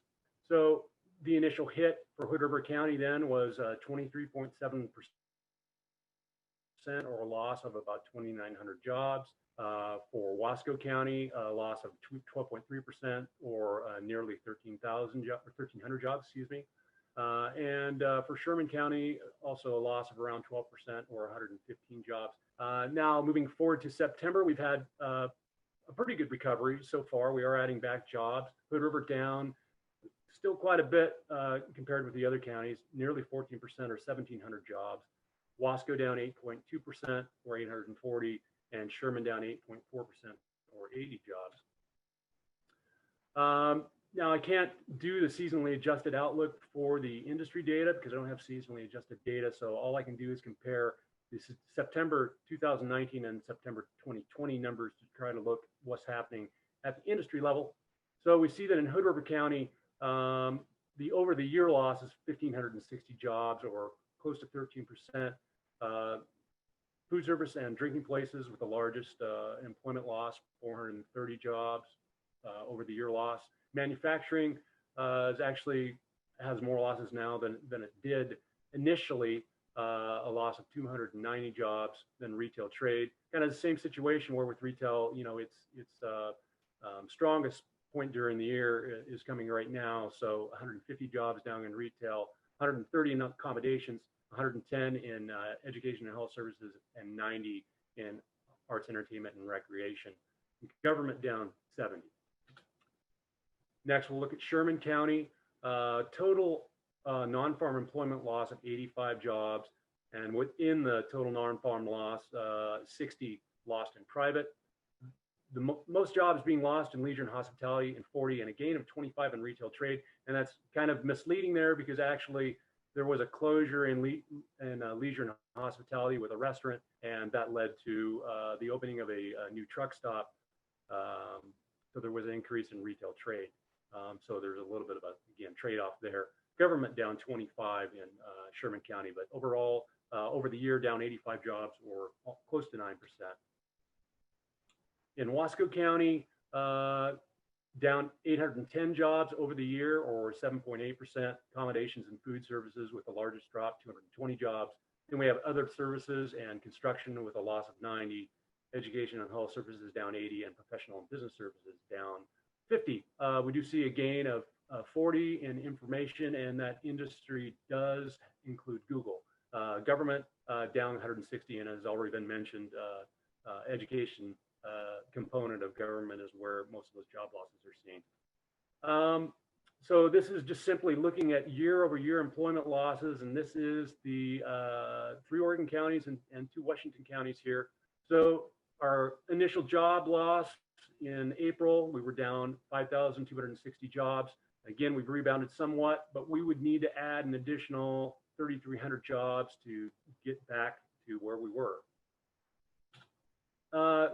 Thinking about what a recovery might look like, what I'm showing here is a 12-month moving average job loss or job gain. So that you can see leading into the Great Recession, we enjoyed some pretty good job growth. We had 3+ years from November 2004 to August of 2008 of over 500 jobs a month. And that's around 2% growth. 500 jobs is around 2% growth in 2004. So fairly high growth. Now going into the recession, Great Recession, it wasn't that pronounced in the gorge as it was in other parts of the country. So a loss of 0.8% is as bad as it got for us. It was a slow recovery coming out, but we did enter another period of pretty strong growth, March of 2016 to March of 2019. So 3 years of pretty solid growth with over 500 jobs a month being, or over 500 jobs being added. And 500 jobs in 2019 is around 1.6% growth. One thing to point out, and I think Scott kind of already mentioned this, is that we actually lost jobs in 2019. So 2019 was a net job loss of 0.3% for us. So we were already losing jobs heading into the pandemic job losses. But at any rate, as I mentioned before, we still have about 3,300 jobs to add back to get back to normal. Annual unemployment rates. Hood River typically in Oregon is ranked as the 2nd or 3rd lowest unemployment rate in Oregon, behind typically Benton and Washington counties. It was 3rd in 2019 at 3.2%. Oregon was 3.7%. Wasco ranked 13th in 2019. Its rate was 4.1%. And Sherman ranked 5th. Its rate was 3.4%. So we have some fairly low unemployment rates for Oregon in this part of the state. Looking at the more recent monthly rates, 2019 to 2020, Hood River actually ranked as the lowest unemployment rate in the state in March. And we shot up to 16th in April at 13.8% seasonally adjusted. Oregon's was 14.9% in that month. In September, we're down to 6.2, which our ranking has improved. We're 5th lowest in the state again. Wasco County was at 3.7 in March, up to 14.4 in April, and down to 6.7 in September, and that ranks 10th. Sherman County was at 4.0 in March, up to 12.1 in April, and down to 6.8 in September, which ranks 12th. Now we're looking at industry claims, and I'm doing this in 3-week intervals. So I've got the first 3 weeks, second 3 weeks, and so forth. So initial claims for unemployment insurance benefits from March 15th through July 18th, there were around 5,000 initial claims filed. During that first 3-week period, there were around 1,500 claims filed. And during the last 6 weeks, during the last 3-week period, the 6th 3-week period, there were around 300 claims filed. So a big drop in terms of number of initial claims being filed. At the county level, Hood River County has had about 2,600 initial claims for unemployment insurance over this 18-week period. Wasco County, about 2,300, and Sherman, 50. And in terms of industry claims, accommodations and food services certainly started out with the greatest number of claims, but eventually it was overtaken by healthcare and social assistance. So healthcare and social assistance with about 1,100 claims, initial claims, excuse me, and accommodations and food services with around 1,000. Now I'm comparing initial claims with employment in 2019. And so, you know, basically the takeaway here is our two industries with the largest impact, accommodations and food services and healthcare and social assistance, had about 20% of the employment in the Gorge in 2019, but they represented about 43% of the initial claims during this 18-week period. Here's an outlook for continued claims. So folks actually drawing unemployment insurance benefits, and I'm comparing 2019 with 2020, and I've thrown in an unemployment rate to just kind of show that indeed the unemployment rate does tend to track with claims levels. So claims levels rose to about 2,400 at the peak in week 17 and have dropped to around 600 in the most recent data I'm showing here for week 40. And unemployment rates, again, 5.7% in September for the Gorge area, Oregon side. Another comparison looking at claims data again, and this time I'm looking at 2009, 2010, which have been the height of the pandemic, the height of the Great Recession.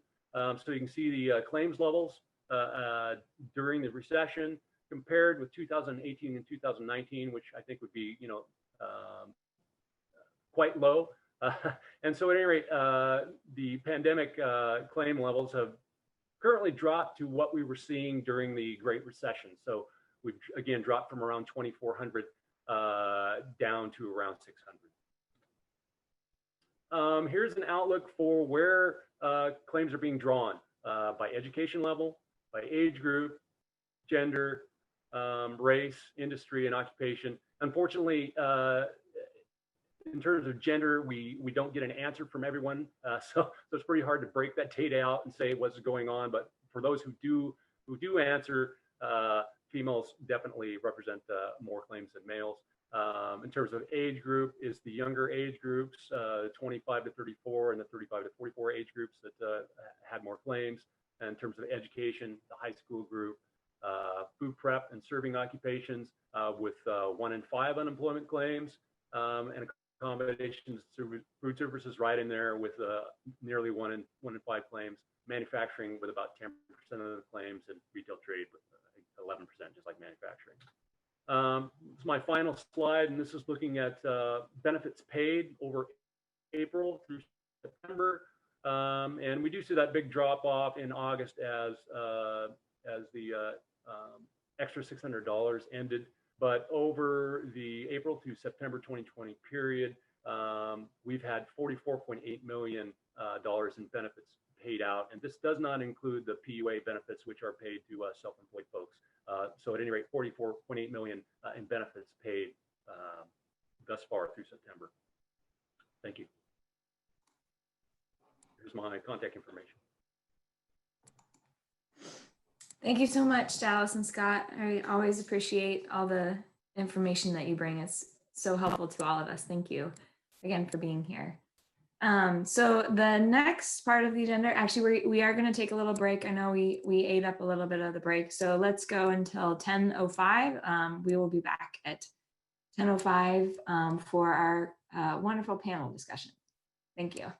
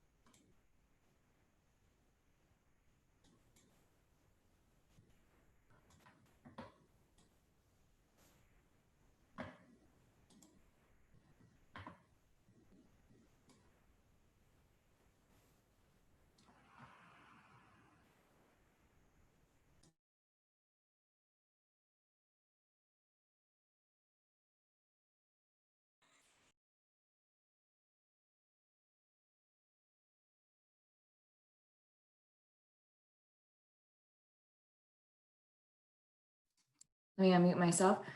Well, welcome back to the 2020 Gorge Economic Symposium. This next segment is a chance to check in with 6 of our key industry sectors in the Mid-Columbia region on COVID-19 adaptations and opportunities for the future. We have 6 wonderful panelists representing high-tech unmanned systems, fermentation and restaurants, healthcare, renewable energy, forest products, and agriculture. With appreciation, I will turn it over to our panel moderator, Lisa Farquharson, President and CEO of the Dalles Area Chamber of Commerce. And I had a poll posted while we were on break. I will go ahead and share those results now. Lisa, you want to take it away? Thank you, and good morning from the Dalles Area Chamber of Commerce. I am going to do a little we are having some difficulties with our connection on my end, so just bear with if I start to go robotic. Just raise your hand and I'll find out and just do the dance to go with it. We're going to improvise because it is 2020. So we have several panelists, and I'm going to have them take a moment and introduce yourselves. I want to know who you are, who you represent, and how long you've been with this organization that you're representing today. I would like to go into the order that is on the agenda. If you don't have that in front of you, I'm going to just call out your first name. So take a deep breath, and hopefully your technology is doing a little bit better than mine. So let's go first with Jill. Hi, I'm Jill Nickerson. I am with Zephyr. We are a contract manufacturer for unmanned systems, and we support a number of prime contractors in for the Department of Defense. I am the director or the VP of Finance and Administration, and I've been with Zephyr for a little over 3 years now. Rudy. Good morning, Rudy Kellner. I'm co-founder, CEO of Freem Family Brewers in Hood River. We brew beer. You guys probably know us. I've been with the company since its inception in 2011. Dennis. Hi, I'm Dennis Knox. I'm the president and CEO of Mid-Columbia Medical Center, and I have been with the healthcare system for 3.5 years. Nicole. Hi, I'm Nicole Hughes, the Executive Director of Renewable Northwest. We're a nonprofit that represents both the renewable energy industry as well as nonprofits that are interested in the decarbonization benefits of renewables. I've been in this role for 2.5 years and in the industry for about 17 years. Paul. Hello, my name is Paul Jones, and I'm the CEO of Weiss Timber Services, Middle Mountain Trucking, and Neal Creek Forest Products based out of Hood River, Oregon. We employ about 30 people throughout the gorge, and we are a fully integrated timber company.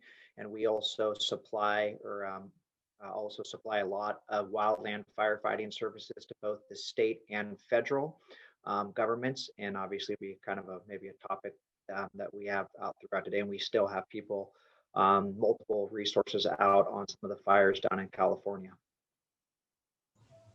And Dawn. Hi, Don Gibson, and I represent Mount Adams Fruit. We farm approximately 2,000 acres of orchard in the Dalles, Hood River, and White Salmon districts. We also have 2 packing facilities, one in the city of Bingen, which packs apples and pears, and then one in Dallesport that packs cherries. I've been doing this for about 27 years, and I'm the CEO of the company. Thank you for that introduction.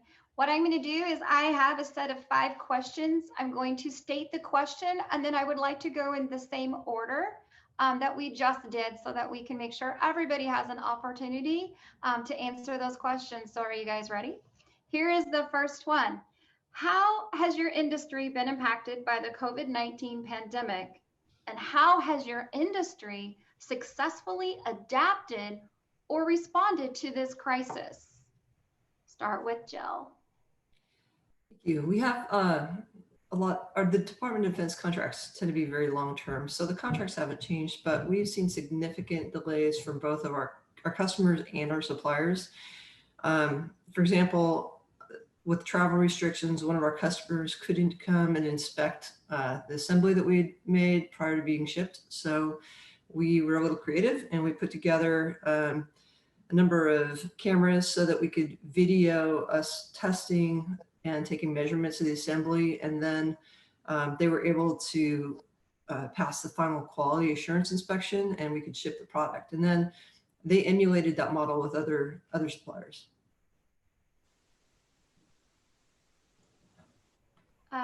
Rudy? Well, I think we just spent the last, hour or so talking about the hospitality and tourism industry. So I don't need a pity party from everybody here, but you guys know what's happening with respect to tourism in the Gorge and all over the world. Really, we've seen 70% revenue drop over the last 6 months from April.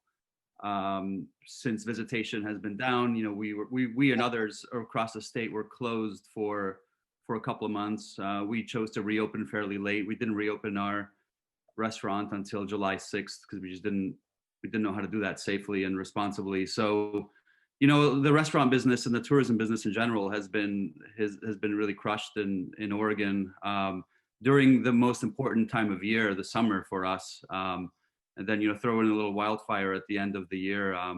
It's been a tough one. All of the folks that we speak to and that are in this business are really struggling and are, as some of the speakers spoke about this early this morning, we're all getting ready for a really cold and long and dark winter, trying to conserve cash as much as we can, try to maintain employment as much as we can because of the lack of federal unemployment protections and overall aid to employees.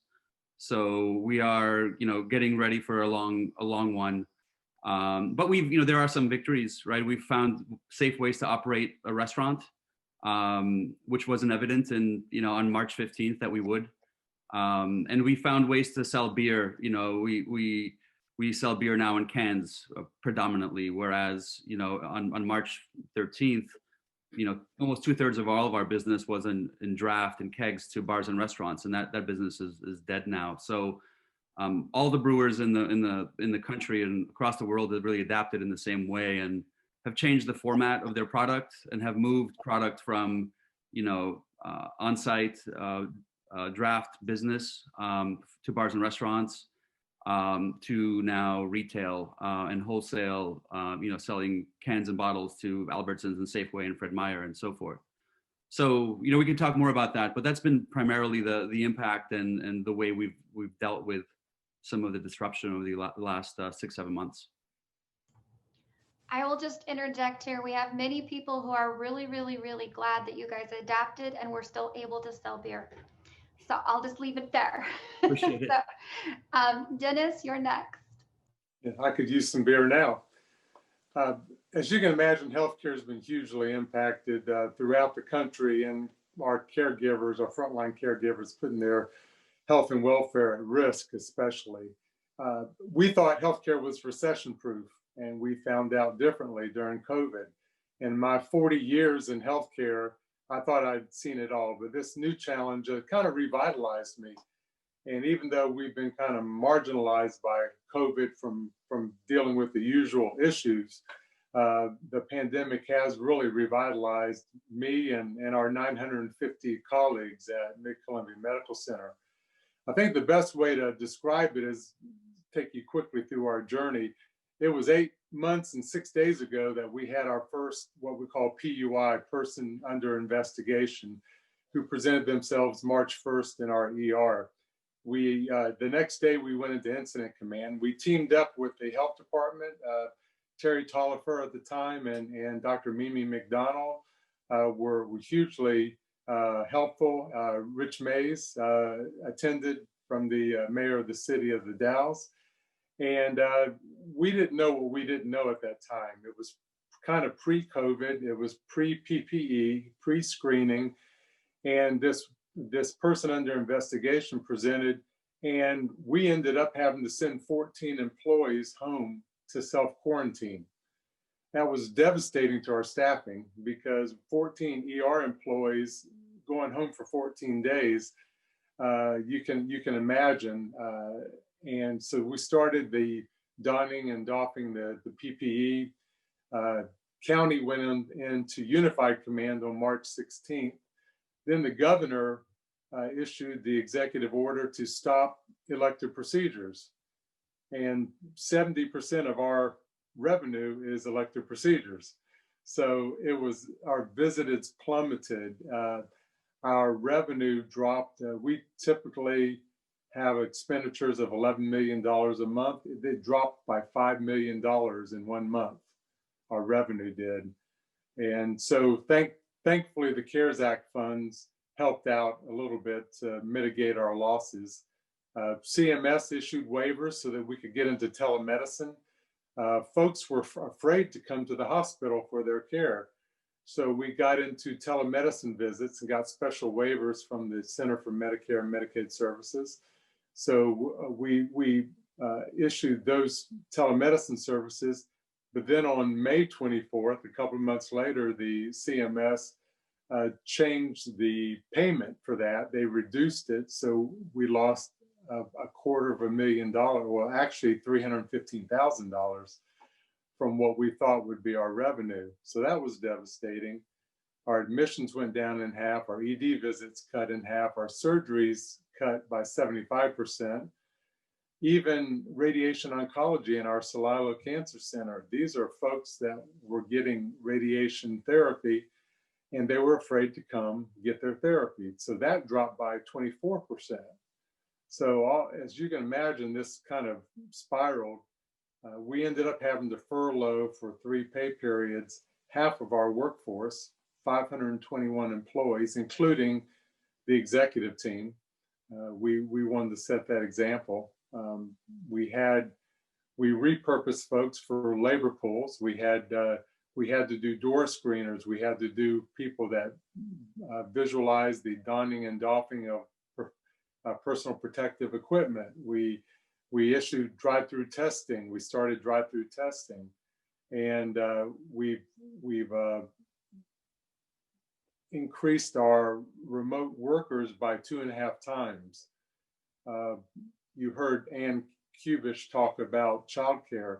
Our childcare capacity was affected at great and small. The rules and regulations were kind of onerous. We did open up our immediate care center. That helped with dealing with COVID. And thankfully, not to be long-winded, on May 1st, the governor issued an executive order to resume elective cases. And all in all, as of October last month, we are back at almost full volume. And our September financials, irrespective of, we did not receive any CARES Act funds or any grants for the month of September. And we were back with our pre-COVID budget at full service, serving the community. So. Thank you. Nicole? Hi. So, okay, it's kind of hard to follow on those last 2 stories, but I'm going to paint a little bit rosier picture for the renewable energy industry. Our industry did experience layoffs like most industries have. There's early in the shutdown was probably the most impactful because projects that were under construction were delayed, and there was a lot of uncertainty around how contracts were going to be fulfilled. The construction project, they've figured out how to do it safely, and the financing, reviews have started commencing again. But now we're hearing a lot more about delays in delivery of materials, especially anything that's coming from overseas. Some of that has to do with just COVID-related stuff. Others has to do with sort of the ongoing fluctuation of tariffs that we're seeing. At the same time, I think we're also seeing a lot of consolidation in the industry. We're seeing companies that were really resilient before the pandemic taking this opportunity to merge with other companies. And so there's been a lot of realignment of staffing. We're also seeing new startups in technologies like storage and grid integration, and even some smaller development companies. And I think that the resiliency of our industry during this time really reflects the larger desire of governments and utilities to continue investing in renewables despite some of the economic challenges that we've seen. Paul? Yeah, thank you for this. And I'm going to kind of take it in different segments here. But the first 6 weeks of the timber industry and the logging industry was very unsettling. And the industry didn't really know what was going to happen with building. And there for a while, there was obviously, to look back on it and kind of, the whole toilet paper shortage. We thought there for a while that all of our logs are going to be chipped for toilet paper, and how are we going to, kind of survive through this. Here locally, there was many mills around the state that actually shut down for a couple weeks or 3 weeks, just trying to figure out what to do. We were very fortunate here that both WKO and SDS continued to operate throughout the whole entire pandemic and never had a loss a day, which also the people that were supporting the mill and sending logs to the mill were also able to keep working. And then what was not forecasted was, obviously we saw this huge demand for lumber between low interest rates, construction starting to come back. There was obviously everyone was at home doing home remodels. There was all these parklets being built all throughout the country. And also every city, in America was also being boarded up because of the riots, which also had a huge demand for lumber and plywood throughout that. So here locally in the gorge is the timber industry has fared very well through this, and also expanded with hours with workforce, and has seen historic both lumber prices and timber prices, which has both helped Hood River County, as well as I think the mills and the local loggers and truck drivers and stuff like that have also seen a very good successful year. My business, Neil Creek Forest Products, where we supply compost, bark mulch, firewood throughout the gorge. Again, who would have ever thought that everyone would have been, planting victory gardens and, having time to fix up their yard.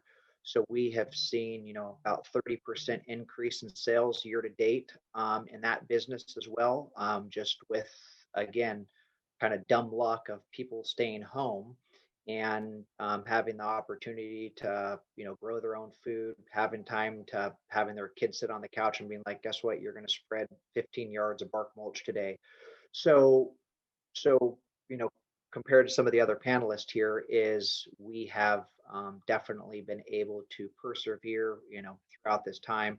Obviously, there were some big unknowns, with SDS coming out a few months ago saying that they're looking to sell their organization, and what the overall long-term impacts of the wildfires are. But from March 15th to now, it has definitely been a ride for the timber industry, but for the most part, we're coming out as of today somewhat unscathed.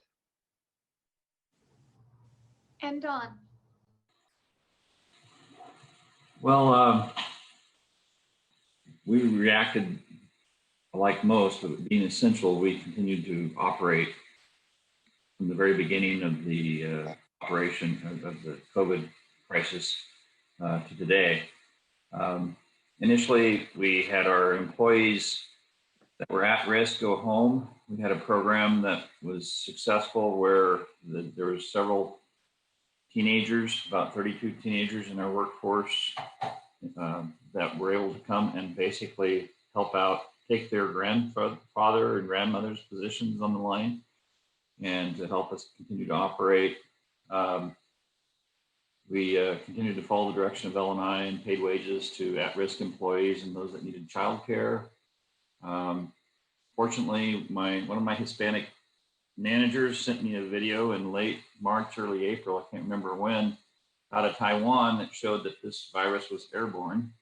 And consequently, we had PPE implemented in all our locations in early April, using face masks required. So consequently, we have not had any COVID cases in the warehouse. But with the social distancing, we're running about 85% of normal capacity, which we don't have that kind of margin in our business. So we're really not, we're trading dollars right now. We're not making money. We required our employees to take their breaks in their own vehicles. And then we would give them a temperature check and everything as they came to and from their vehicles. I have to put a thanks out to Clickitat County Health and Emergency Response Teams because we met with them early and developed plans. We had flow charts of if something happened, what we would do and how we would react to any given situation. We created what they call cohort groups in orchard settings where there are 14-man teams, which is basically was a van of workers. And then if one of those people were to get sick, then we would keep those people stay isolated the entire time from the rest of the 300 pickers that we had. We tested over 290 people on our H-2A guest worker program as they arrived in the United States to make sure that we weren't introducing any type of virus into the local population. Bottom line is that we were doing really well, except we had a person in one of our orchards attend church, and she infected her husband, who then infected about 3 other workers in a period of about 5 to 7 days. We ended up with 32 cases of COVID in the orchard. We isolated out certain housing for those people that were symptomatic and had tested positive. And then we hired a health worker that would check on them multiple times a day and take them to and from appointments. And as to be proactive, we tested all of our employees in that location and their families and their children. Ended up with over 400 tests that we did. And we were able to identify those people that were had cases and isolate them. And within about a 2-week period, we had everything under control. And I think we had, outside of that 2-week period, we may have 1 or 2 cases. And today we don't have any. So it was, you know, when it's time to pick fruit, you got to pick fruit. And fortunately, we were able to get our population back in where we want. We also work in coordination with SDS. We sponsor a free clinic for our employees in white salmon called ANOVA. And that was very helpful to this process. As far as the business itself, we had a reduction, an immediate huge increase in demand as people cleaned the grocery shelves. And then about 2 weeks later, we had a huge drop because we'd filled all those shelves and all the people's cupboards. And then, so we were about 85% of normal shipping, which kind of worked out with our 85% efficiencies. So we've been kind of ticking along pretty good. In cherries, we had actually the best cherry year I've ever seen in 27 years for the grower. We had per box prices that were 50 to 70% higher than normal. And that's money that, you know, we take our packing charges. Our revenue is for processing and packing and storing and shipping. But the Dalles and Hood River cherry growers had a very good year. And I don't know if that was related to COVID as much as it is. There's something called a little cherry virus that has been rampant throughout the Northwest and eliminated many cherry orchards, probably about 15% of cherry orchards in the Northwest. That's how we've reacted. Thank you. Thank you all for that.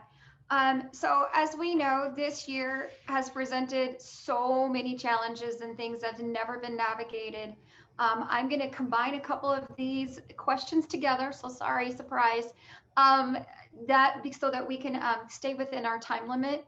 But every one of us as managers or owners of our businesses had to reassess our priorities, our purpose, and everything. So as you did that, so that you could adapt to the changes, what was it how did it change your view of your industry, but also out of all of that, what were some tools or resources that could have helped you even more through this whole thing? And I know that we're not done yet. So, as we've reprioritized and done all of those things, what is it that you look at your industry and, how did that change your view? And then what tools or resources could have helped you even more, or that you now acquired so that you can stay successful or even just open? And we're going to start again with Jill. So I think what it really identified for us were the weaknesses in our supply chain. You don't expect, we didn't plan for a pandemic to affect our supply chain, but that does tie into, what would a natural disaster do to companies in different areas of the United States. So it's really made it more important to be communicating and managing the supply chain very directly. We're hopeful that we can take advantage of some of the slowdown in the airline industry to help on the Department of Defense side and build in some of those suppliers. It also, really placed a lot of focus on looking at helping our employees work. That was a huge effort. It was another job figuring out how to manage in COVID. So that I think that with any company out there, that was a big change in any industry right now. Some of the things that could have been more helpful would have been direct and clear guidance from the government early on. I think that the Governor Inslee has done a good job, eventually rolling out specific guidance for every industry. But that was clearly a challenge early on, trying to put systems in place that would help protect our employees. Now it's very difficult for many of our employees to handle the childcare and having kids at home going to school. So that causes a lot of hardship in the organization and trying to work with our employees on how to best manage their schedules and make sure that they can work. And then with all the schedule delays that we see and we project still are forthcoming as the virus continues to ramp up across the country, access to cash is a big deal. Schedules delay, and that means that we have product in our inventory that we can't deliver because we're waiting on one part, or parts have pushed out in production.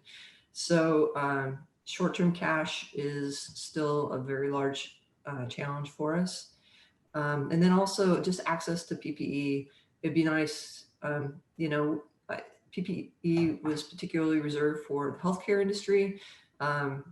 We have manufacturers on the floor in our production, and so it's important to keep them protected. It's important for the people that are in the office to help protect them. So those are some of the issues that we struggle with still and will be struggling with throughout the winter. And that's, so some of those types of resources are what we're, how we struggle and what we're facing. Rudy? Thanks. I've got a different angle on this. We were in the middle of a couple of large scale development projects when COVID hit, one in Cascade Locks and one in Hood River. And last year I sat on this panel and we talked a little bit about the importance of local economic development and working with folks like the good people in Port of Hood River, Port of Cascade Locks, for companies like ours that we work in a very capital intensive and real estate intensive industry. It takes a lot of money to brew beer and a lot of space to do it in. And we look for stable partners and stable landlords to help us grow. And I think this is kind of a good story locally where thankfully we were able to get really good assistance from both the Port of Cascade Locks and Port of Hood River in finishing our development projects, helping us get through periods where we lost 70 to 80% of our revenue for a good 6-month period. And we don't need to belabor the point that no business is set up to do that, right? And especially if you look into the future and you see an uncertain future ahead. So we're very thankful that we have stable, large partners locally that have an economic development mission to back us, and I think that's a lesson for all of us on this call, especially the small businesses who are looking to grow in the region. But what do we need in the future? And I think the reality is we don't see a great path for tourism, hospitality, these kind of businesses over the next year without some significant stimulus, and probably a level of stimulus that only the federal government is able to provide. We don't want to be pushing the envelope of safety and be pushing to have a full restaurant open. We don't want to be pushing our customers to open their restaurants so we can sell them more beer. We want to be acting in the public's best interest. And the reality is the public's best interest right now is for there to be, significant limitations on bars, restaurants, hospitality, and tourism. It's the truth. It's science, right? It's undisputable. And in many countries, leadership has decided to make a choice. We'll either pay these, kind of companies and sectors to be closed or to be limping, or we'll let them open but have to close schools instead, right? And I subscribe to that notion where I'd rather have a limping restaurant that's supported by the government for the next 6 to 9 months, but have my kids go to school.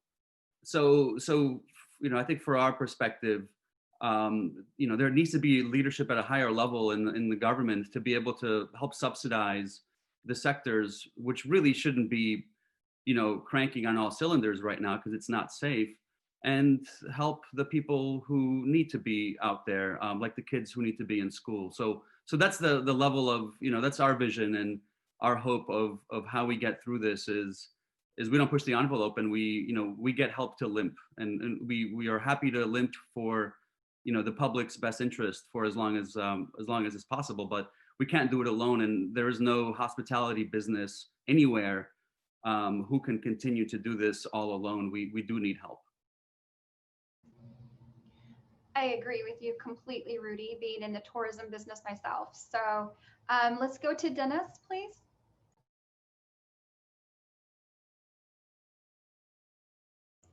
You are muted, Dennis. Apologize. I didn't want to interrupt. The pandemic really hasn't changed. Our number one priority is to provide health care to all the patients and families that we serve, and ensure the safety and well-being of our patients and our care teams. But I will tell you, in probably an unprecedented fashion, the entire state and the entire nation has come together to pull our resources into a common goal. It has really unified us.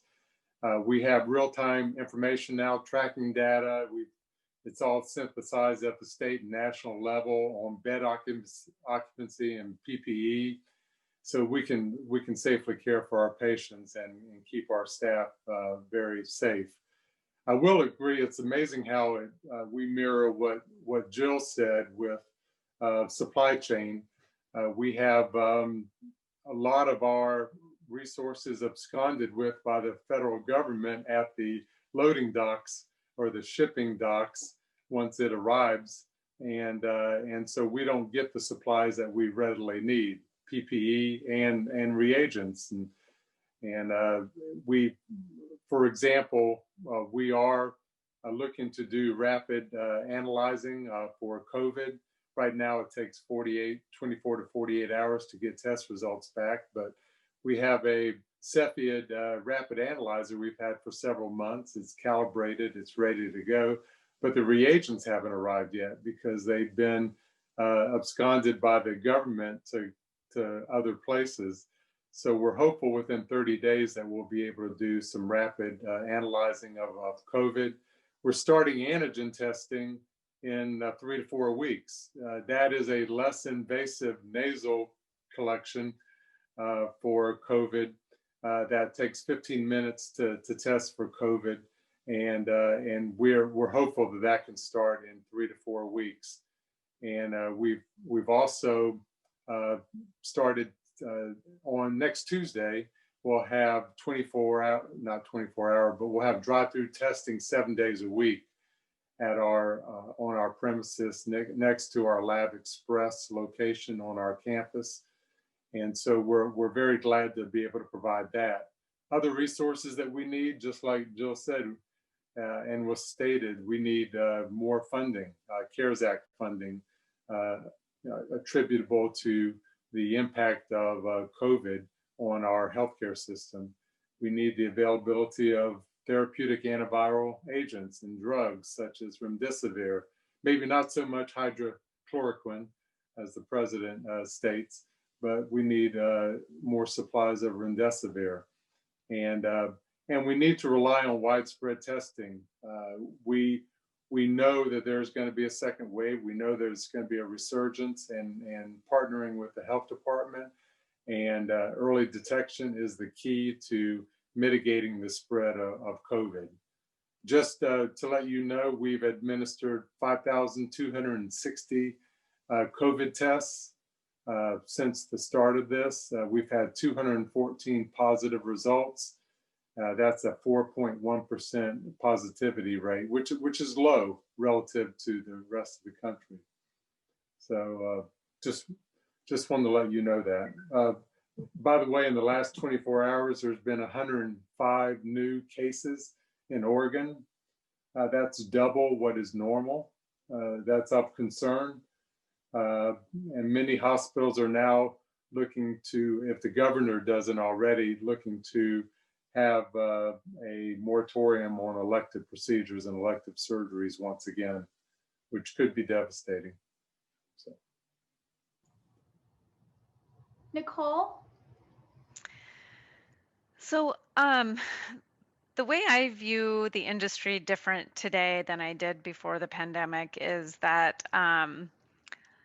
it's a very resilient industry, but it's also a very important industry. And I think I want to just highlight that the economic and health impacts that we're experiencing from COVID right now truly pale in comparison to what we are starting to see and what we will experience related to the effects of climate change if we don't stop spewing fossil fuels into our atmosphere. So it's no longer a matter of choice, it's a matter of necessity, is the way I see our industry. And really what we need to continue on this trajectory is federal stimulus dollars to invest in infrastructure. We need to address issues related to transmission. We have a severely outdated and inefficient transmission system. We need to consider new transmission that's undergrounded to potentially prevent the spread of more wildfires. And these are not the kind of investments that are going to be done by individual organizations. It's going to have to come from the federal government. And, you know, I also think that, you know, we look here to this particular region that we're in, and, you know, the reason we're seeing a slowdown currently in development of renewables in the region is directly related to some transmission issues that need to be addressed. And then also, you know, any way local governments can sort of adapt to new ways of conducting land use hearings, like doing them online, or just being a little bit more flexible in the permitting and process for projects would be really helpful going forward. Thank you. Paul? So I'm going to touch on question 4 first, of how has the pandemic changed, or what has it shown our industry, and what I've really kind of come to learn, the last 6 or 8 months with the timber industry, is that we have a need for fiber in in the United States and in the world, whether that's literally from toilet paper to building supplies to telephone poles, and we had a very resilient industry that came from this. And this industry is, I think, we don't know the impacts of, a million acres burned, the carbon offset that's going to happen of that, what's going to happen in these forests, short term, long term. And, on some of the points on the wildfires is, so many times in the last decade, we have used the term at the end of the fire season, historic, catastrophic, and every couple of years we're saying that over and over and over again. And so how do we build resilient communities? What do we do for forest health? What do we do with the nurseries to be able to replant these trees? There's still a lot of questions that come from what has happened in the wildfires and the long-term impacts that we are going to see with, a million acres of timber being burnt in our area. But with that being said, I'm very thrilled with the resilience of not only the gorge, but the state, both, Washington and Oregon, and just how people have adapted in all of the industries to be able to overcome this. But to reiterate what a lot of people have said on the panel, I think there's multiple businesses that got through this with the PPP, with the CARES Act, with being able to have pretty fast access to capital and to be able to, move forward with this. And for, myself as the company, one of the things that we decided to do early was we tried to do kind of to Rudy's point about limping along, is that I was willing as an industry or as a company owner to limp along for a few months to keep my people on payroll and to keep them working. That was very important to myself and to my core beliefs. I thought it was more important to take a financial loss for a few months in order for my employees to get full paychecks and continue to work, because once that snowball starts effects of laying off people, I think it's pretty hard to reverse. So that was very important to myself, and I think to also the industry here as a whole, to keep people working. And with that, we saw a quicker rebound because we didn't have to go out and rehire, retrain, and we never lost anybody throughout the entire process. Thank you. And Dawn.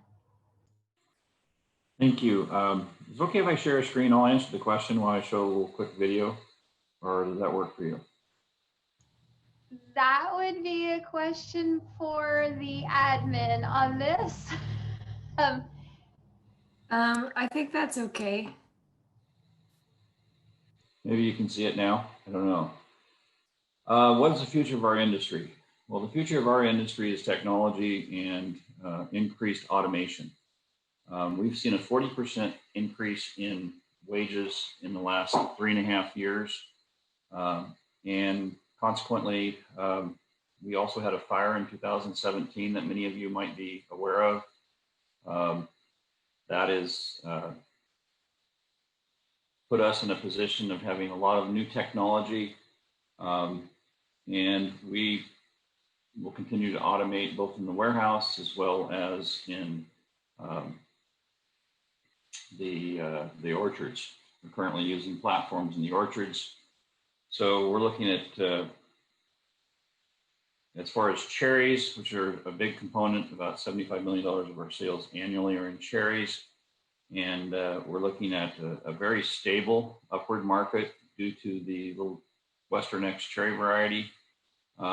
We are seeing a lot of demand in the marketplace for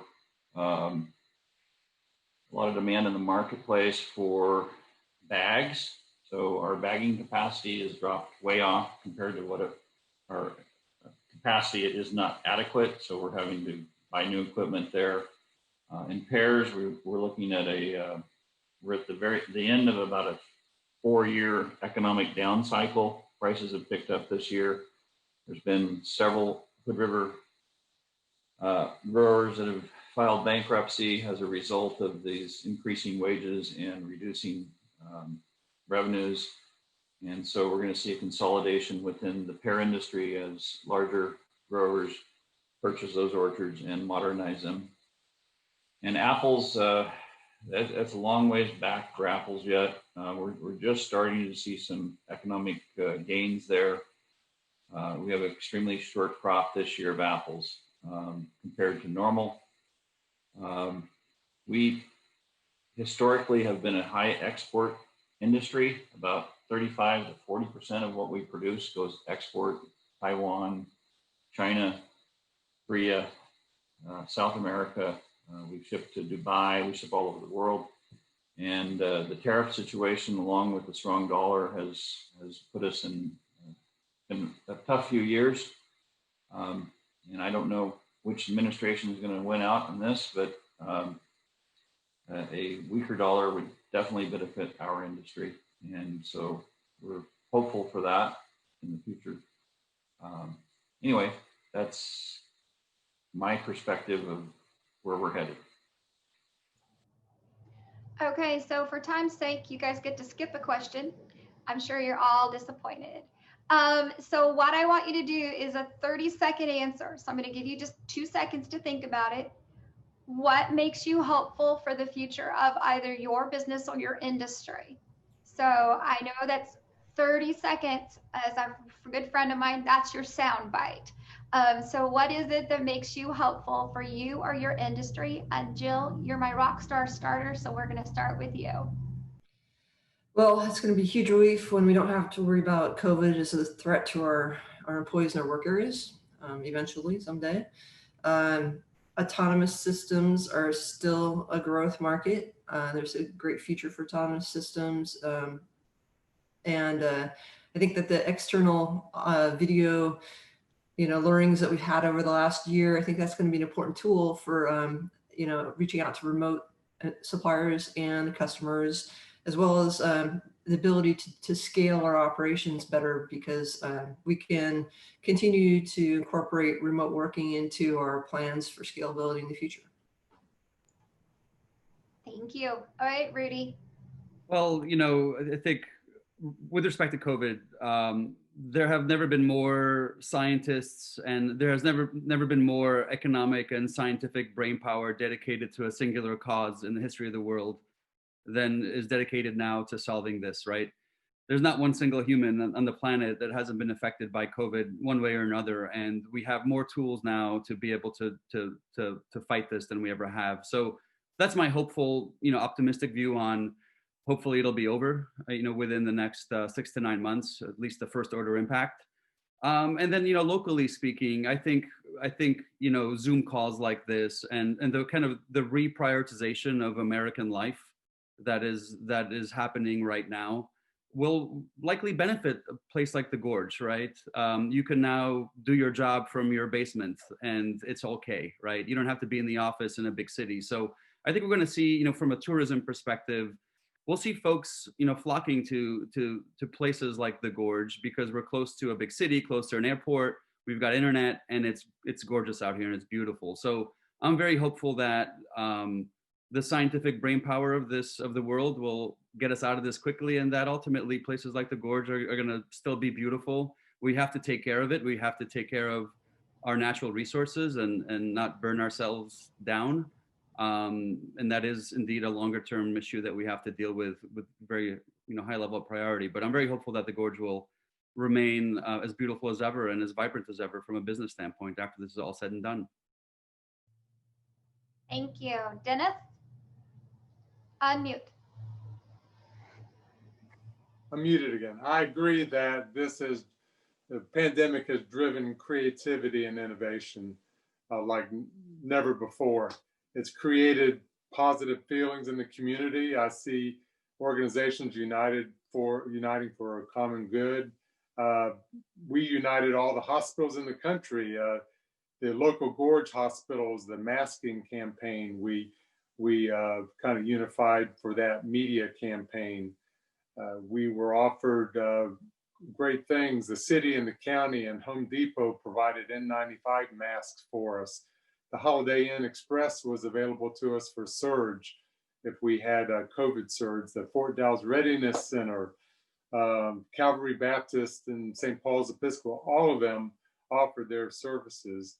And so it just was amazing how everybody came together. The Columbia Gorge Community College gave us 8 hospital beds for COVID surge from their simulation lab. You know, the acts of kindness worldwide, what can I say? That was awesome. And until the wildfires, I saw air pollution in our cities improving. So I'm very hopeful for the future. Nicole? I'm also very hopeful for the future. You know, renewables are cheaper than fossil fuels, unsubsidized. So the economics are on our side. We're seeing a paradigm change, and governments and corporate and residential consumers are demanding clean energy. I'm ultimately hopeful that the next generation behind me will have the tools and the motivation to finish the work we've started in transforming our electricity sector to a clean and sustainable industry. Paul? Thank you. We live in an amazing place, and I think that the gorge is extremely resilient. We've seen this time and time with some of the stuff that we have been through. It's almost been however many years when we had the glacial outburst where, you know, all of Highway 35 was shut down for months on end. We've been through wildfires, we've been through COVID, and every single time it seems like this area that we live in comes out stronger. And I'm very hopeful that we continue on that streak. I'm also very hopeful that the SDS sale can stay here with local ownership, and we can continue to have access to lands and recreation and a very strong job community that organization has provided to this area for 75 plus years. And thank you guys for having us. Thank you. Don, close us out. I think it's well said by the panelists. There is a lot of hope, and we live in a beautiful part of the world. From our perspective, we have a unique climate and environment where we grow the best pears in the world, as well as the best cherries out of the Dalles. And people need to eat, and we see a very stable long-term future. My son is in the business with me, and I have a new grandson, so I'm thinking hopefully, you know, for generations we can continue this business. Thank you. I just want to say a special thank you, and now it's Jessica. Thank you. Thank you so much for all of our panelists, for Dennis, Jill, Paul, Rudy, Nicole, Dawn, and of course, Talisa. And thank you for all of our attendees for hanging in. I just have 2 minutes worth of comments. So as we wrap up today's event, I want to share what recovery and resiliency plans are in the works for this region. Every 5 years, MCEDD works with regional stakeholders to craft the Mid-Columbia the Comprehensive Economic Development Strategy to provide a robust framework for community-based economic development activities in the region. Our next full update's due in 2022. So in 2021, we will begin the background work to develop our collective strategic plan, and hopefully with many of you as participants. A rough draft of our proposed schedule, and definitely subject to change, would start in March and continue through 2021 with monthly sessions on an assessment of economic impacts of COVID, demographics and data, industry sector focus, SWOT analysis, vision and goals, strategies and measurements. Overseeing all of our work for this update will be a greater focus on economic resiliency and an equity lens to explore how we foster equitable economic outcomes for all Gorge residents. Please stay tuned as we continue to develop the schedule, and please consider participating. The Comprehensive Economic Development Strategy really is the region's plan that is used frequently by MCEDD and many others. It's not just put on a shelf, and the plan is much stronger the more people that join in creating it. So that's all for today. Carrie, if you want to show the last slide. We will add the presentations to mcedd.org/symposium, and we'll try to figure out how to add the video there too.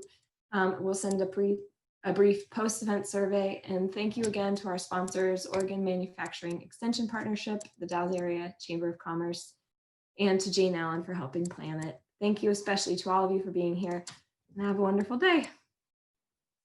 Thanks, everyone. Thank you.